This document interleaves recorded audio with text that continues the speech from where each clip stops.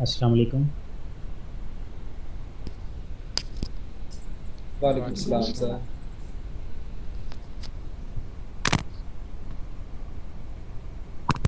एक मिनट और वेट कर लेते हैं और उसके बाद जो है हम सेशन स्टार्ट करते हैं।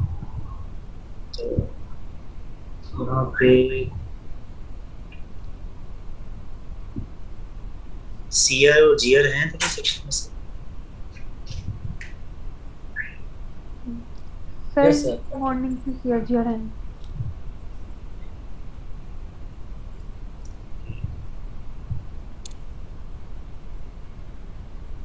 अच्छा, आप लोगों के पास किसी के पास डॉक्यूमेंटेशन किसी की कंप्लीट जो शो करवाना चाह रहे हो? Otherwise I have a documentation. मेरी आवाज़ आ रही है? यस सर आ रही है। मैं स्क्रीन शेयर करता हूँ और उसके बाद आपके पहले जो जेनेरिक क्वेरीज हैं वो ले लेते हैं और उसके बाद आपकी जो स्पेसिफाइड क्वेरीज होंगी वो डिस्कस कर ली जाएंगी। और इन बिटवीन जो डॉक्यूमेंटेशन है वो डॉक्यूमेंटेशन आपके साथ डिस्कस कर ली जाएगी। और आप अपनी अपनी डॉक्यूमेंटेशन इसमें करें, ओपन कर लें अपने अपने सिस्टम पे और स्टेप बाय स्टेप इसका प्रोसीजर कि क्या क्या डॉक्यूमेंटेशन में चीज़ें होती हैं और क्या डिस्कस की जाती हैं और क्या पूछा जाएगा। उसमें जो मेरी एक्सपीरियंस के मुताबिक जितना भी काम हो चुका हुआ है, जो मैंने वाइवास लिए हुए हैं, उसके रिगार्डिंग मैं आपको ब्रीफ कर दूंगा। कोई स्पेसिफाइड आपकी अगर क्यूरीज होंगी तो वो भी डिस्कस कर ली जाएंगी at the end of that. और स्टार्टिंग में हम एक पर्टिकुलर डॉक्यूमेंटेशन को लेंगे और उसी को डिस्कस करेंगे। Before we starting the session, अभी कुछ लोग आ रहे हैं।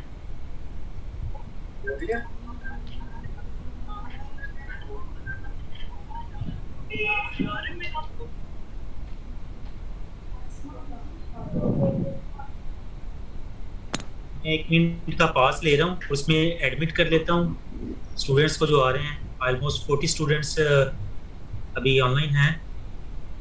तो 1 मिनट के बाद हम जो अपना काम है वो स्टार्ट कर देंगे और जैसे जैसे स्टूडेंट आते जाएंगे हम एडमिट कर लेंगे।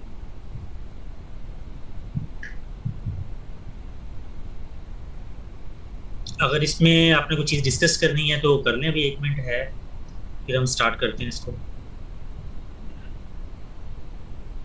किसी की कोई क्वेरी है जी?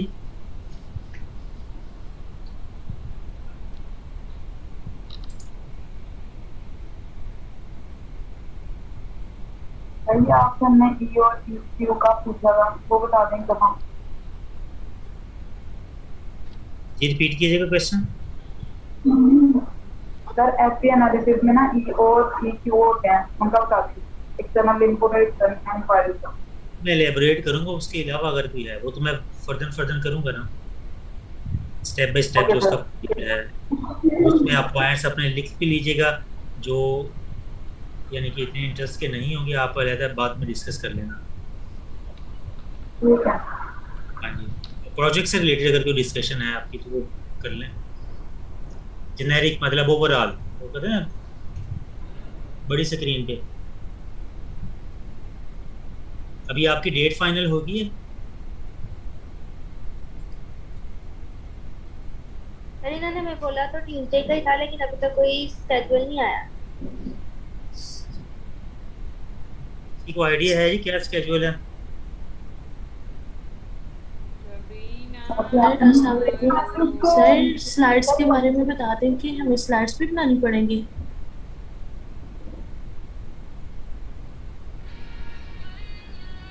ठीक है, मैं ये बता देता हूँ।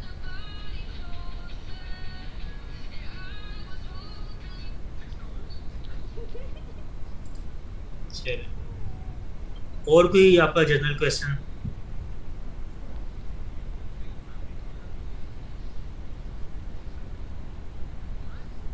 बॉयज में से मेरी आवाज तो आ रही है ना सभी को? Yes sir. यस सर आ रही। जी सर आ रही है। चले गुड यार, साथ बोलता भी जाए ना, पता चले कि मैं समझ रहा हूँ कि अभी आवाज़ नहीं आ रही है, शायद मेरी तरफ से कोई इशू है माइक का। Okay sir. हाँ जी, को नाल मट्ठी मट्ठी ढोलकी बजाते रहो। Okay sir.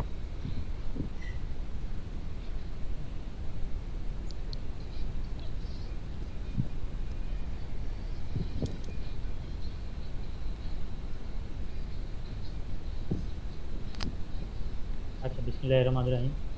Student, hopefully you are all fine.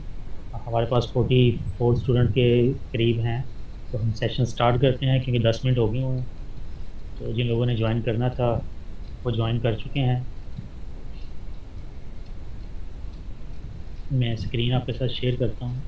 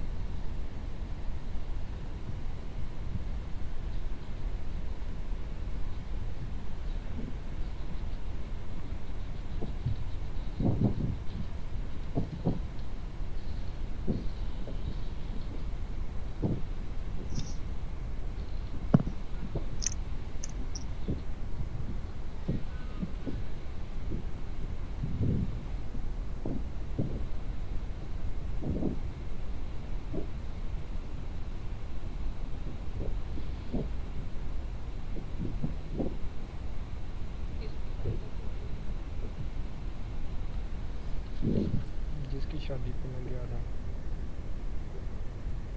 Duster क्या कोई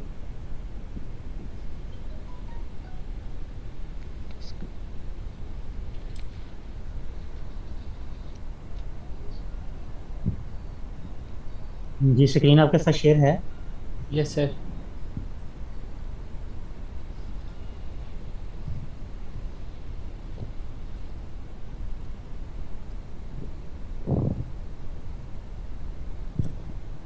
ये मेरे पास एक लास्ट ईयर का पड़ा हुआ था स्टूडेंट्स का कुछ डॉक्यूमेंटेशन, क्योंकि आप लोग हेजिटेट कर रहे हैं कि आपको अपनी डॉक्यूमेंटेशन शो करवाएं, तो इस वजह से मैंने रिक्वेस्ट भी की थी कि मुझे फॉरवर्ड कर दें कोई लिस्ट क्लास की या फिर डॉक्यूमेंटेशन की, तो किसी ने सेंड नहीं की। सर वो एक्चुअली ज़्यादातर स्टूडेंट्स की कंप्लीट ही नहीं है अभी तक, मेरे ख्याल से इसलिए सेंड नहीं की। चलें, वो वैसे ही बंदा हेजिटेट भी करता है ना कि यार, पता है हम जब क्लासरूम में अपनी कॉपीज रखते थे, टीचर कहते हैं तो सबसे नीचे रखते थे, ऊपर नहीं थे रखते। Yes sir. तो यही हाल भी होता है, तो बस आप लोगों का भी यही हाल है। आप भी हमारे बहन भाई हैं, उसकी तरह ही चलता है सारी। ये कुछ स्टूडेंट्स कह रहे हैं कि सर से कहेंगे लॉक कर दें, वो अलाउ नहीं हो रहे। हाँ जी, अलाउड कर दिया मैंने सबको।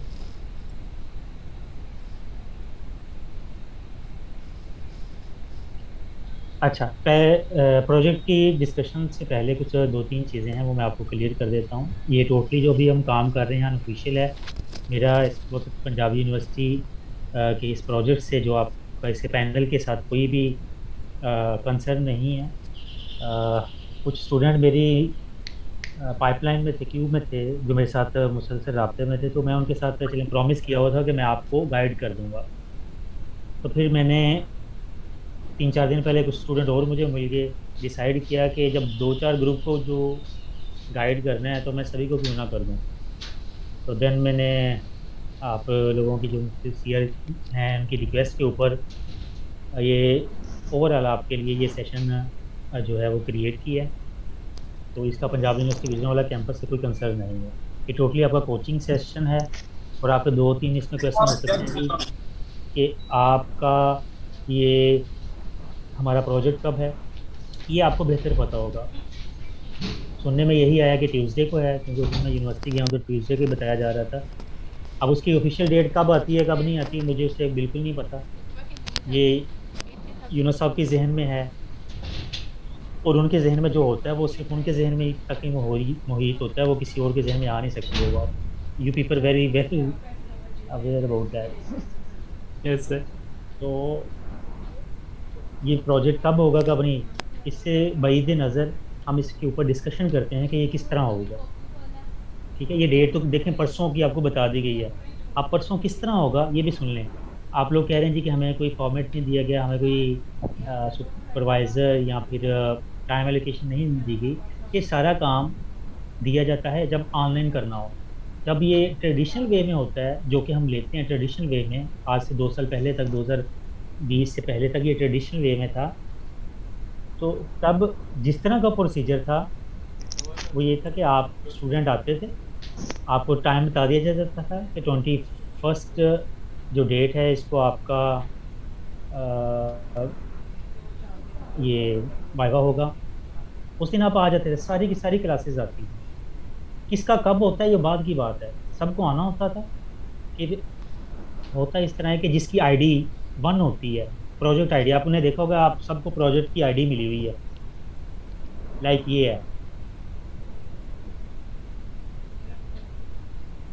ठीक है, तो प्रोजेक्ट आईडी की बेस पे आपको डिस्कस किया जाता है कि आपकी प्रोजेक्ट आईडी जो भी मैन होगी उसके अगेंस्ट प्रोजेक्ट आईडी 1 2 3 4 5 इन स्टूडेंट को बुला लिया जाएगा। ऑनलाइन में ये था कि जैसे कि आपके सीनियर दे चुके हैं ऑनलाइन, उसमें ये होता था कि आपको स्पेसिफाइड कर दिया जाता था कि ये फलाना फलाना टीचर आपको कोऑर्डिनेट करेगा, जबकि ट्रेडिशनल में ऐसा नहीं होता। आप क्लासरूम में जाते हैं प्रेजेंटेशन के लिए, तो तब आपको जाके पता चलता है कि ये फलाना फलाना टीचर बैठे, उससे पहले आपको बिल्कुल नहीं पता होता। या जब वो दे के आ जाएं तो बाहर से कोई और आपको आके बता दे जो स्टूडेंट प्रेजेंट कर चुके हों कि भाई हमारा वाइवा इन टीचर्स ने लिया। ट्रेडिशनल में ऐसा नहीं होता कि आपको पहले से बताया जाए। अब रही बात अजम्पशन की है, तो अजम्पशन ये है कि आपको पता है कि डॉक्टर नवीद साहब भी इधर नहीं है, ज़ीशान भट्ट साहब भी नहीं है, मिस नादिया का भी थोड़ा सा तो मेडिकल इशू है शायद, तो ये 3-4 टीचर तो अवेलेबल नहीं है। 3-4 अवेलेबल हैं, तो जो 3-4 अवेलेबल हैं उनमें डॉक्टर सलमान नसीर हैं और यूनुस साहब हैं, साद साहब हैं, रिजवान साहब हैं, ये उसकी परमानेंट फैकल्टी में मौजूद हैं। 2-3 टीचर न्यू भी ज्वाइन कर रहे हैं, तो किसी को भी कॉल कर लिया जाएगा कि आप वाइवा में आ जाएं। मोस्ट प्रोबेबली जो आपके विजिटिंग टीचर हैं शायद उनको कह दिया जाए कि आप भी आ जाएं वाइवा वाले दिन, या मे भी ना किया जाए। होता है इस तरह है कि जो परमानेंट फैकल्टी होती है उसी को इसमें वाइवा के लिए कॉल की जाती है। ठीक है जी, तो इसमें मेरा कोई कंसर्न नहीं है उनके पैनल के साथ, आपका सिर्फ ये आपकी सिर्फ गाइडलाइन और कोचिंग के लिए है। एक और क्वेश्चन ये था कि ये जो आपका प्रेजेंटेशन है वो आप स्लाइड्स बनाएंगे या नहीं। पहले जो ऑनलाइन था इसमें तो बनाना ज़रूरी थी, क्योंकि स्लाइड्स के थ्रू आप अपने जो आपका टास्क होते थे उसको वेरीफाई कर देते थे। अभी को ख़ास ज़रूरत नहीं है। बेहतर है कि एक स्टूडेंट जो आपका फ्री है उसे आप स्लाइड्स पे लगा दें, ये थोड़ा बहुत काम कर ले। अदरवाइज ट्रेडिशनल सिस्टम में आपके प्रोजेक्ट को दिखाना ज़्यादा ज़रूरी होता है कि प्रोजेक्ट वर्किंग कंडीशन में है या नहीं है। सही है, तो प्रोजेक्ट की ये डिस्कशन है। अब इसको हम ब्रीफली स्टार्ट करते हैं। आपका कोई क्वेश्चन है तो आप डिस्कस कर लें, फिर हम जो है अनइंटरप्टेड इसको डिस्कशन करेंगे डॉक्यूमेंटेशन को। डॉक्यूमेंटेशन के साथ आपकी जो क्वेश्चंस होंगे वो डिस्कस किए जाएंगे। कुछ क्वेश्चंस मैं होल्ड कर लूँगा, वो एंड पे डिस्कस किए जाएंगे, ताकि हम इसको डॉक्यूमेंटेशन को जो कि 84 पेजेस पे है इसको जल्द से जल्द कवर कर लें।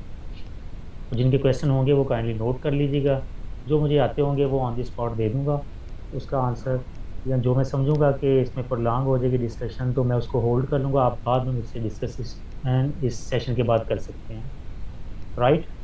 अगर आपके माइंड में अभी कोई क्वेश्चन है, क्वेरी है, तो आप डिस्कस करें और हम स्टार्ट करें। अस्सलाम वालेकुम सर। जी जी वालेकुम अस्सलाम।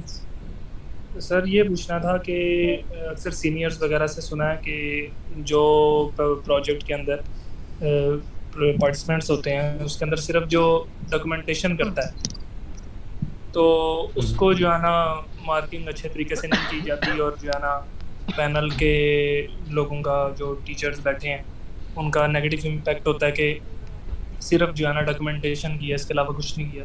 तो इसके बारे में थोड़ा सा ये मैं बताऊंगा, बिल्कुल बताऊंगा। इसमें मेरे पास पापड़ी चाट वाली एग्जांपल है, वो मैं डिस्कस करूंगा आपके साथ। Okay okay thank you. ठीक है, और इसके अलावा कोई query project excuse me sir. हाँ जी, अस्सलाम वालेकुम वालेकुम सलाम। सर। जो टीचर्स होते हैं पैनल में, क्या उनको फिक्स होता है कि यही क्वेश्चंस पूछ सकते हैं वो, कि वो रैंडम कुछ भी पूछ सकते हैं? नो, बिल्कुल भी फिक्स नहीं होता। मैं आपको बताता हूँ। मैं वाइवा लेता हूँ तो मुझसे मैं जब वाइवा लेती हूँ, आप एक चीज़ एक्सप्लोर कर रहे हो, आप एक टॉपिक कर रहे हो, तो मैं उसमें सबसे क्वेरी को पूछ लूँगा। तो मुझे समझ आ जाएगी कि आपको आती है तो मैं छोड़ दूँगा। अगर मुझे समझ में आ रही है कि आप यहाँ पे कंफ्यूज हैं तो मैं उसी क्वेरी को एक्सटेंड कर दूँगा। जो प्रोजेक्ट में होता है ना, उससे ज़्यादा मार्क्स मिलते हैं तो ज़्यादा अच्छा पैनल पे इम्प्रेशन करता है। पूरा तो लेना इम्प्रेशन किसका अच्छा पड़ता है मैं बताता हूँ आपको।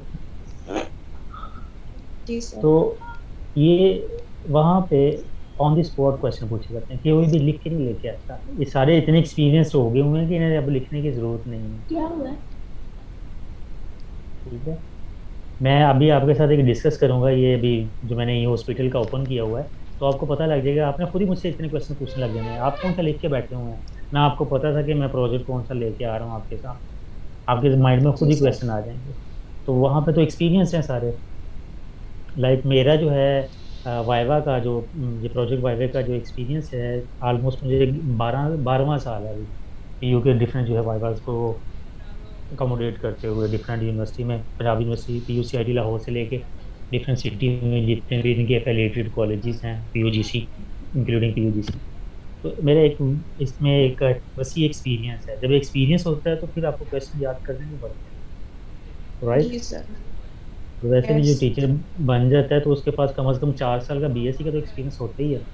जो उसको क्वेश्चन BSc में नहीं थे याद तो वो उसको फिर पूछ लेता है। सही सर। इसलिए मैंने आपके साथ कुछ शेयर किया है मटेरियल, और वो मटेरियल देख के आप परेशान ना होइएगा। वो मटेरियल सिर्फ इसलिए है ताकि आपको इन फ्यूचर काम आए। अभी आप पढ़ें उसे या ना पढ़ें कोई ज़रूरी नहीं है।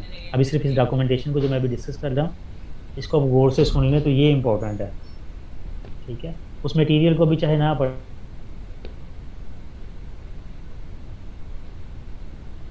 उसमें सिर्फ एक चीज़ आपने देखी हुआ है। हेलो जी सर।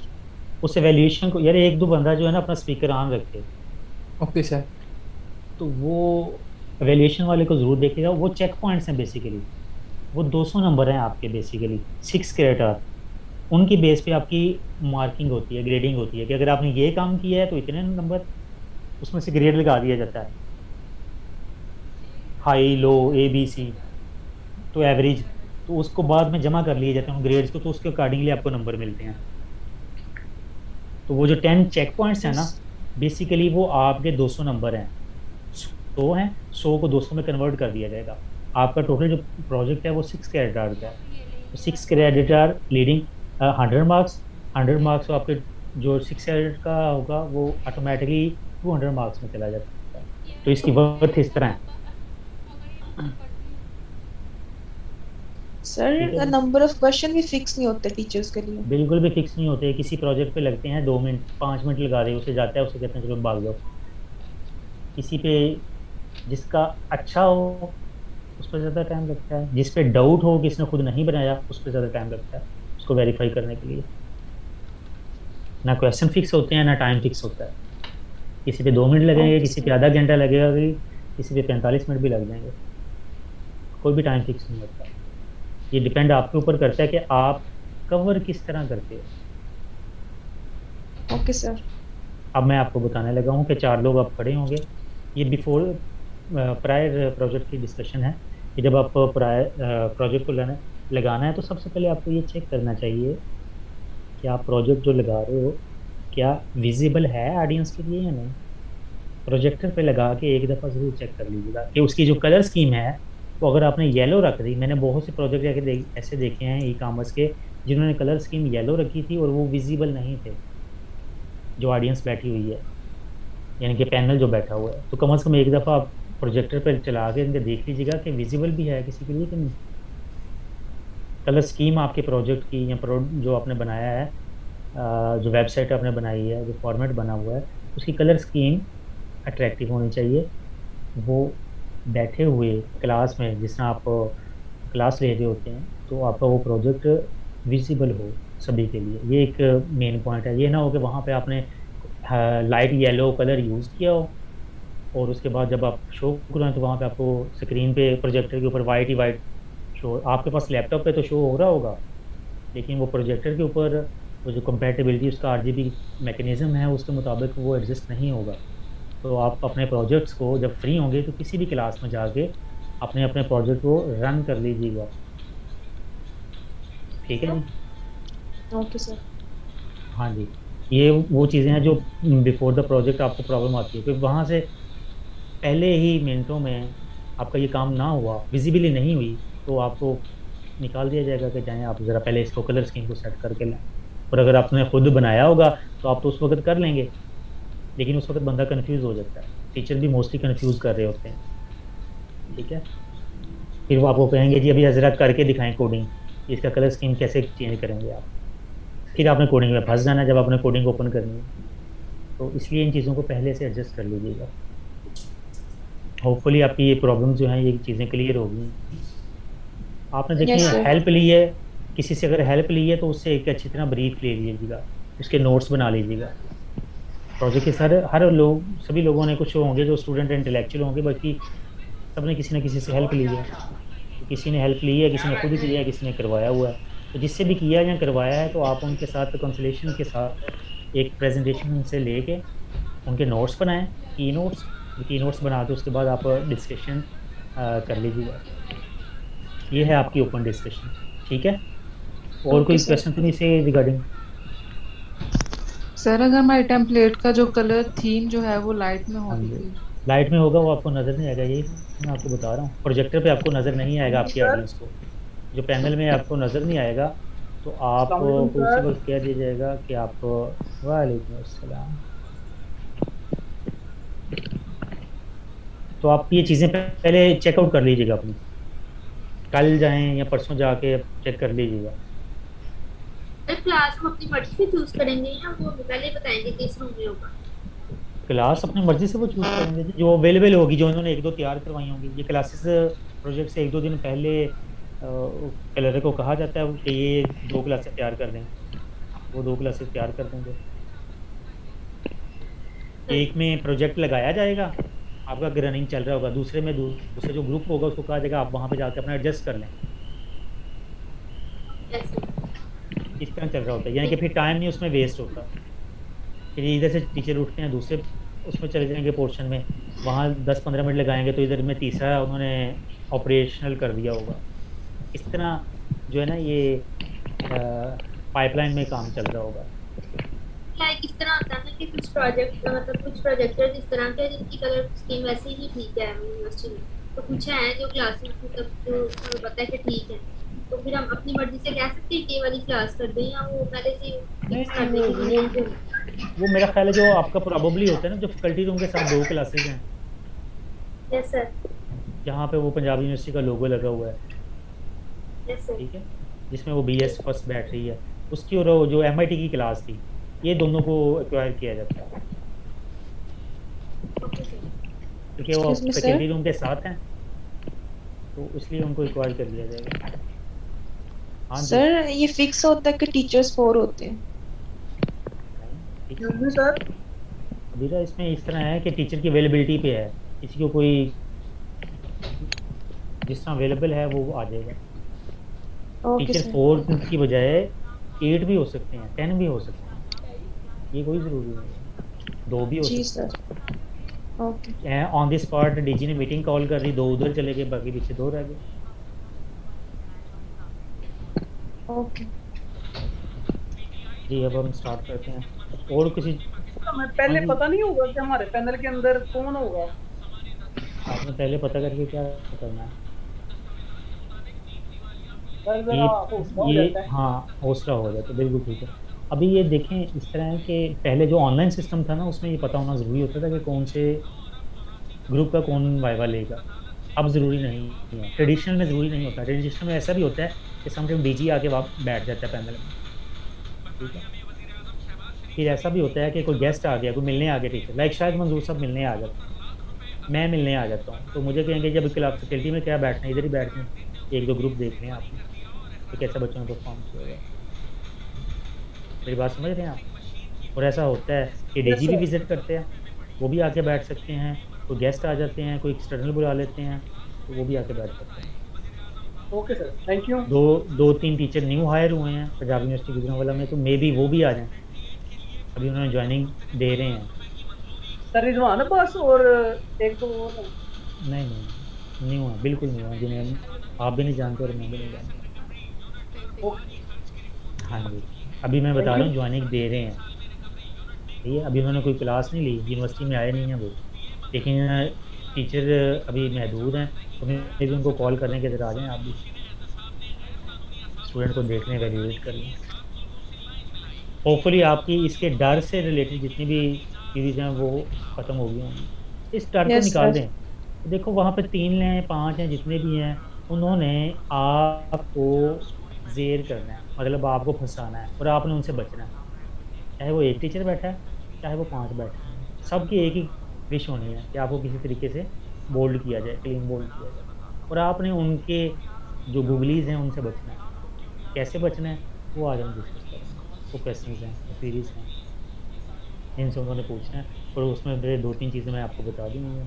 तो अब फर्दर जब हम डिस्कस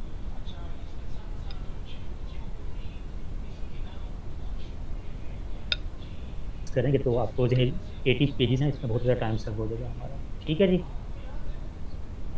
यस सर। ओके, अब इस तरह है कि ये मैं एक जेनेरिक जो है ऑनलाइन सिस्टम उसको डिस्कस करने जा रहा हूँ। आप लोग ये अपने स्पेसिफाइड भी होंगे, तो आपका जो अगर कोई इशू होता है, आप इंडिविजुअल ग्रुप में अगर डिस्कशन करना चाहें तो अपना अपना जो ग्रुप आपके जिस तरह बने हुए हैं, लाइक जिस तरह सीआर का ग्रुप 4 स्टूडेंट का है, तो ये अपना अलग एक व्हाट्सएप ग्रुप क्रिएट करके मुझे उसमें डिस्कस कर सकते हैं। तो मेरी क्लास में जो चीज़ें होंगी, मेरे इल्म में होंगी, वो मैं डेफिनेटली गाइड करूँगा, और टिल दैट जब तक आपका वाइवा नहीं हो जाता मैं उस वक्त तक आपके साथ इनएक्टिव रहूँगा, ऑनलाइन रहूँगा, ठीक है जी। यस।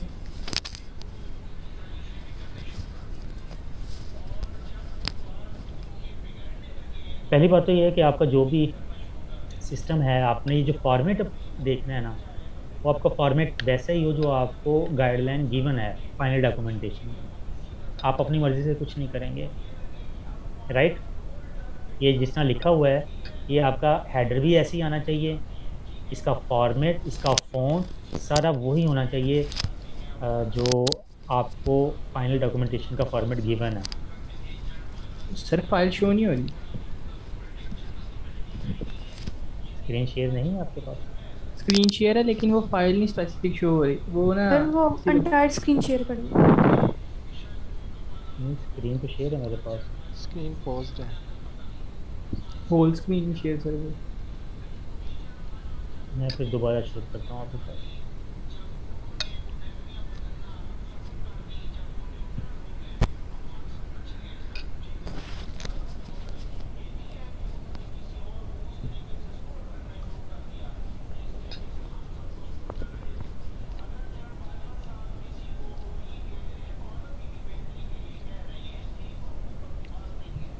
चेक यस कीजिए सर, स्क्रीन अब शेयर हो रही है सर। Yes sir.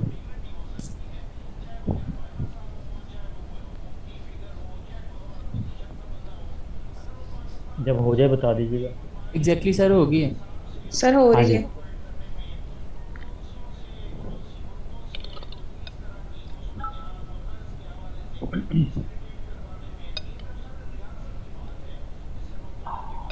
जी होगी है सभी की?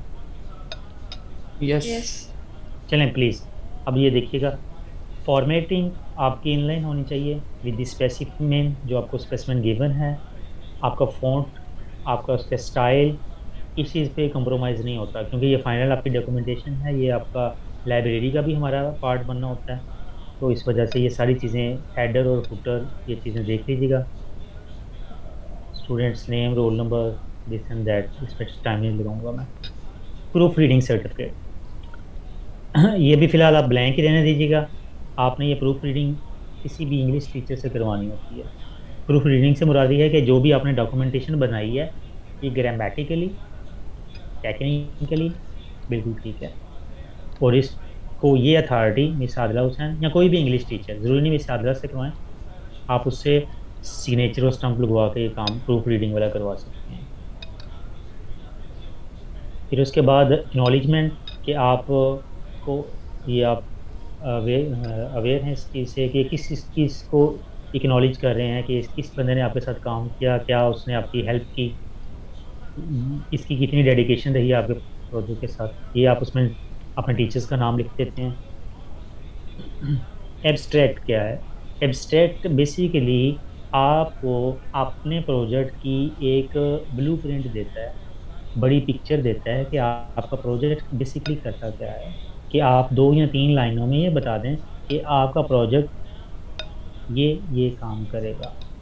ये हॉस्पिटल है तो उसमें आपका प्रोजेक्ट पेशेंट के जो रिक्वेस्ट हैं ऑनलाइन उनको हैंडल करेगा, उनकी पेमेंट्स को हैंडल करेगा, और उनके जो डिज़ायर्ड डॉक्टर्स हैं, कंसल्टेंट जो हैं, उनको वो रेफ़र करेगा।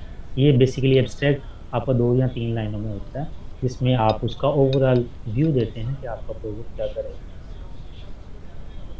ये आपसे पूछा जा सकता है कि एब्स्ट्रैक्ट क्या है आपके प्रोजेक्ट का, तो आप बता देंगे कि जी ये मेरा हॉस्पिटल से रिलेटेड है, तो मैं उसको बता दूँगा।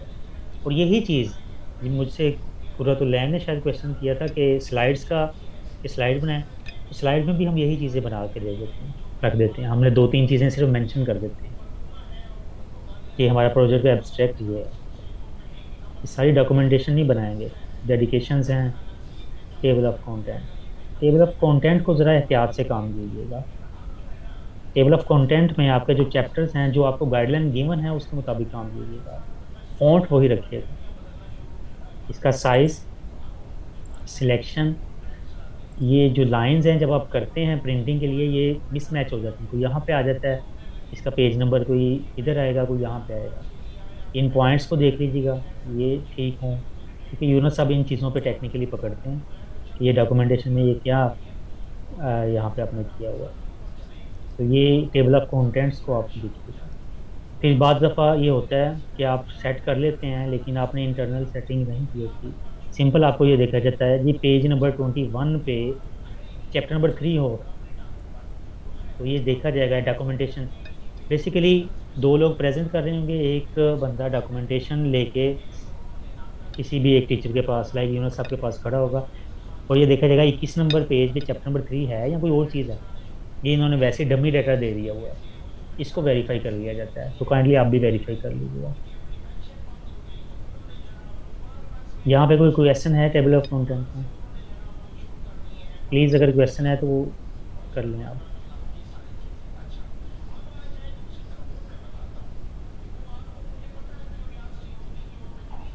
Excuse me sir. जी सर, ये जहाँ लिखा हुआ है चैप्टर नंबर, अगर हम इसकी जगह चैप्टर का डायरेक्टली नेम लिखते हैं, ऐसा लिख सकते हैं? आपने कुछ भी अपनी मर्जी से नहीं करना, ये फॉर्मेट स्पेसिफाइड होता है, इसलिए मैं कह रहा हूँ कि आपने स्पेसिफाइड फॉर्मेट को बिल्कुल नहीं छेड़ना। ओके, ठीक है। Excuse me sir. हाँ जी सर, बात दफा ऐसा होता है कि हमने पेज नंबर वगैरह सही लिखे होते हैं, लेकिन जब प्रिंटिंग के time book marks are not available, ऐसा कुछ आ जाता है। मैं यही बता रहा हूँ कि ये देखें, ये प्रिंटिंग के वक्त ये देखें ये क्या हुआ, पेज नंबर ये 34 था, ये यहाँ पे इधर उधर हो गया, यहाँ कभी कॉलन बना हुआ आ जाता है, यहाँ एक्सक्लेमेशन साइन बन जाता है, ऐसा होता है। तो वो आपने एडजस्ट करनी है। ये देखें, ये इन लाइन नहीं है, मैं कह रहा हूँ कि ये इन लाइन हो बिल्कुल इस तरह 38, 40, 42 सारे इन लाइन एक ही लाइन में होने जरूरी। लेकिन अभी इस पर परेशान ना हो, ये फाइनल डॉक्यूमेंटेशन पे है, ये सिर्फ आपकी वो क्वेरीज निकाल दी जाएंगी, इसके अलावा कुछ नहीं है। फिलहाल वक्त जब आपका प्रोजेक्ट हो ना, तो आपने, हाँ मैं एक आपको इम्पोर्टेंट बात बता दूँ कि आप में से जो भी आपके पास प्रोजेक्ट हैं, जो सबसे अच्छा जिसने काम किया हुआ है वो बंदा प्रेजेंटेशन की तरफ चला जाए, उसको प्रेजेंट कर दे। और दूसरी बात यह है कि जिसने डॉक्यूमेंटेशन में काम किया वो तो डॉक्यूमेंटेशन में आ जाएगा। अभी क्वेश्चन मुझे किसी ने पूछा था कि ये किस तरह अकोमोडेट करते हैं। समटाइम ऐसा होता है कि कह दिए जब ज़्यादा ही इंसिस्ट आप कर रहे होते हैं ना जी मैंने उधर ही जाना है, तो फिर टीचर आपको पैनल आपको कह देता है जी आप डॉक्यूमेंटेशन लेके आएँ, आप प्रेजेंट करें। आपकी तैयारी नहीं होती, आपके फेस से घबराहट का इलम हो जाता है जिसकी वजह से आपको पकड़ा जाता है। मैं आपको पहले बता दिया वादे वाले दिन आपको सिर्फ उन्होंने पकड़ना है कि आपने ये काम क्यों नहीं किया और क्यों किया और कैसे किया। आपको थोड़ा सा टफ टाइम देंगे, आप थोड़ा वो हो जाएंगे हाइपर और आप बोल बढ़ेंगे जी कि मैंने नहीं बनाया, मैंने किसी से बनवाया, ठीक है, मैंने काम नहीं किया। तो वहाँ से आपकी लूज मार्किंग शुरू हो जाएगी।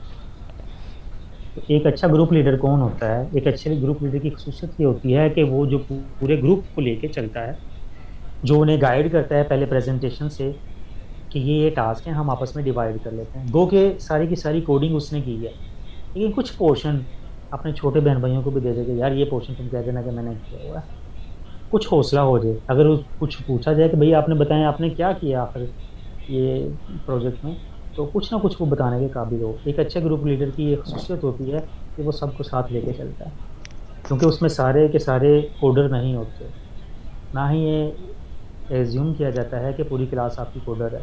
कोई सॉफ्टवेयर क्वालिटी एश्योरेंस में अच्छे होते हैं, कोई डिबगिंग में अच्छे होते हैं, कोई कोडिंग में अच्छे हैं, कोई डॉक्यूमेंटेशन में अच्छे हैं।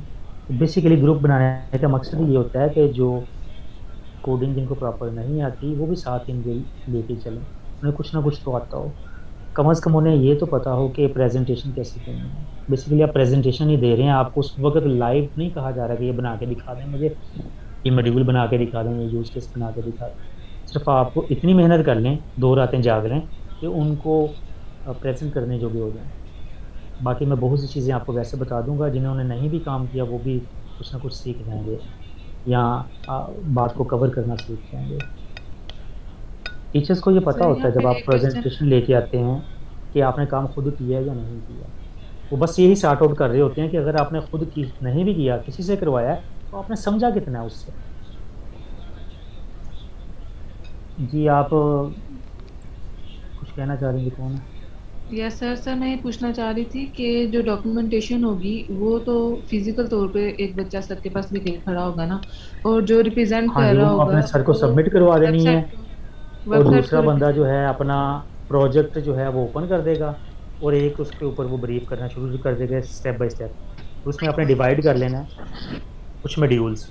अगर आपने 4 मॉड्यूल पे काम किया ना, तो एक मॉड्यूल कोई प्रेजेंट कर दे, दूसरा कर दे, तीसरा कर दे। अगर आपने 4 किए हैं और आप ही करेंगे तो फिर बाकियों के लिए प्रॉब्लम होगी। Okay sir. Excuse me sir, sir ये हमारी अपनी मर्जी होती है कि कौन क्या चीज़ रिप्रेजेंट करेगा। हाँ बिल्कुल, स्टार्टिंग जब आप स्टार्ट करते हो, इनिशियल करते हो किसी चीज़ को, ये आपकी अपनी मर्जी होती है, और बाद में जब क्रॉस टॉक होती है तो then teacher decide. Recording in progress. मौसम गुजरने वाला में थोड़ा सा ख़राब हो रहा है, तो इससे पहले कि लाइट्स ऑफ हो, हम जल्द से जल्द इसको कोलैबोरेशन से काम करते हैं और वाइंड अप करते हैं। अहमद आपकी तरफ तो मौसम ज़्यादा ख़राब हो गया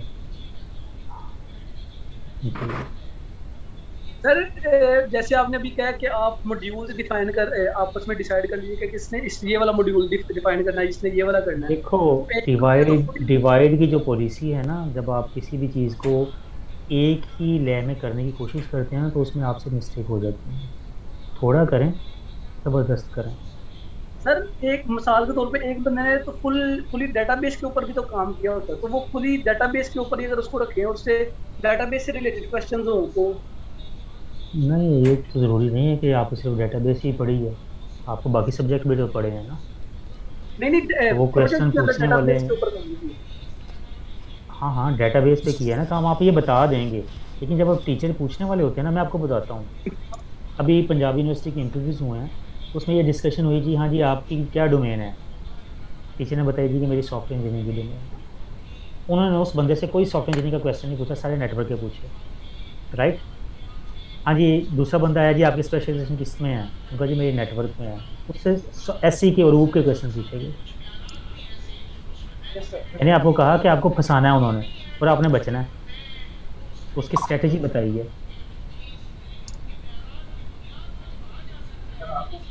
मेरी बात समझ गए आप? क्या नाम है आपका? फारूक सर।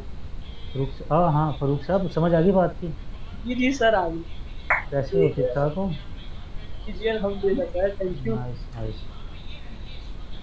चलें अभी हम अगेन स्टार्ट करते हैं। समझ आइए आपने इसको किस तरह डिवाइड करना है।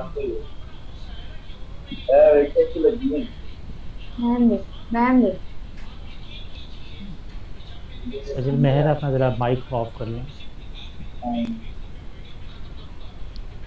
थैंक यू जी। अभी हम डिस्कशन करेंगे। हाँ जी, आवाज़ कम है। अब आगे सही। अब अभी ना, अब क्वेश्चन जो आंसर सेशन है ना, आप ना इंडिविजुअली कर लीजिएगा, तो मैं सेशन को जल्दी वाइंड अप कर लूँ। ऐसा ना हो कि लाइट चली जाए और सब बैठे रह जाएं। ठीक है, तो अब ज़रा मैं क्विक इसको फॉर्मेट पे लेके जा रहा हूँ।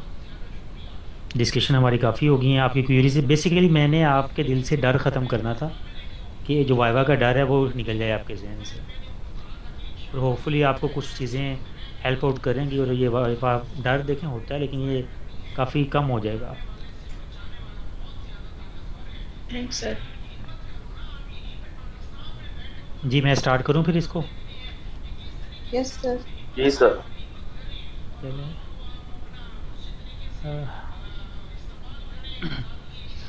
अभी जो चीज़ें स्क्रीन जब शेयर हो जाती है ना, मुझे बता दीजिएगा। सर हो रही है। हाँ जी।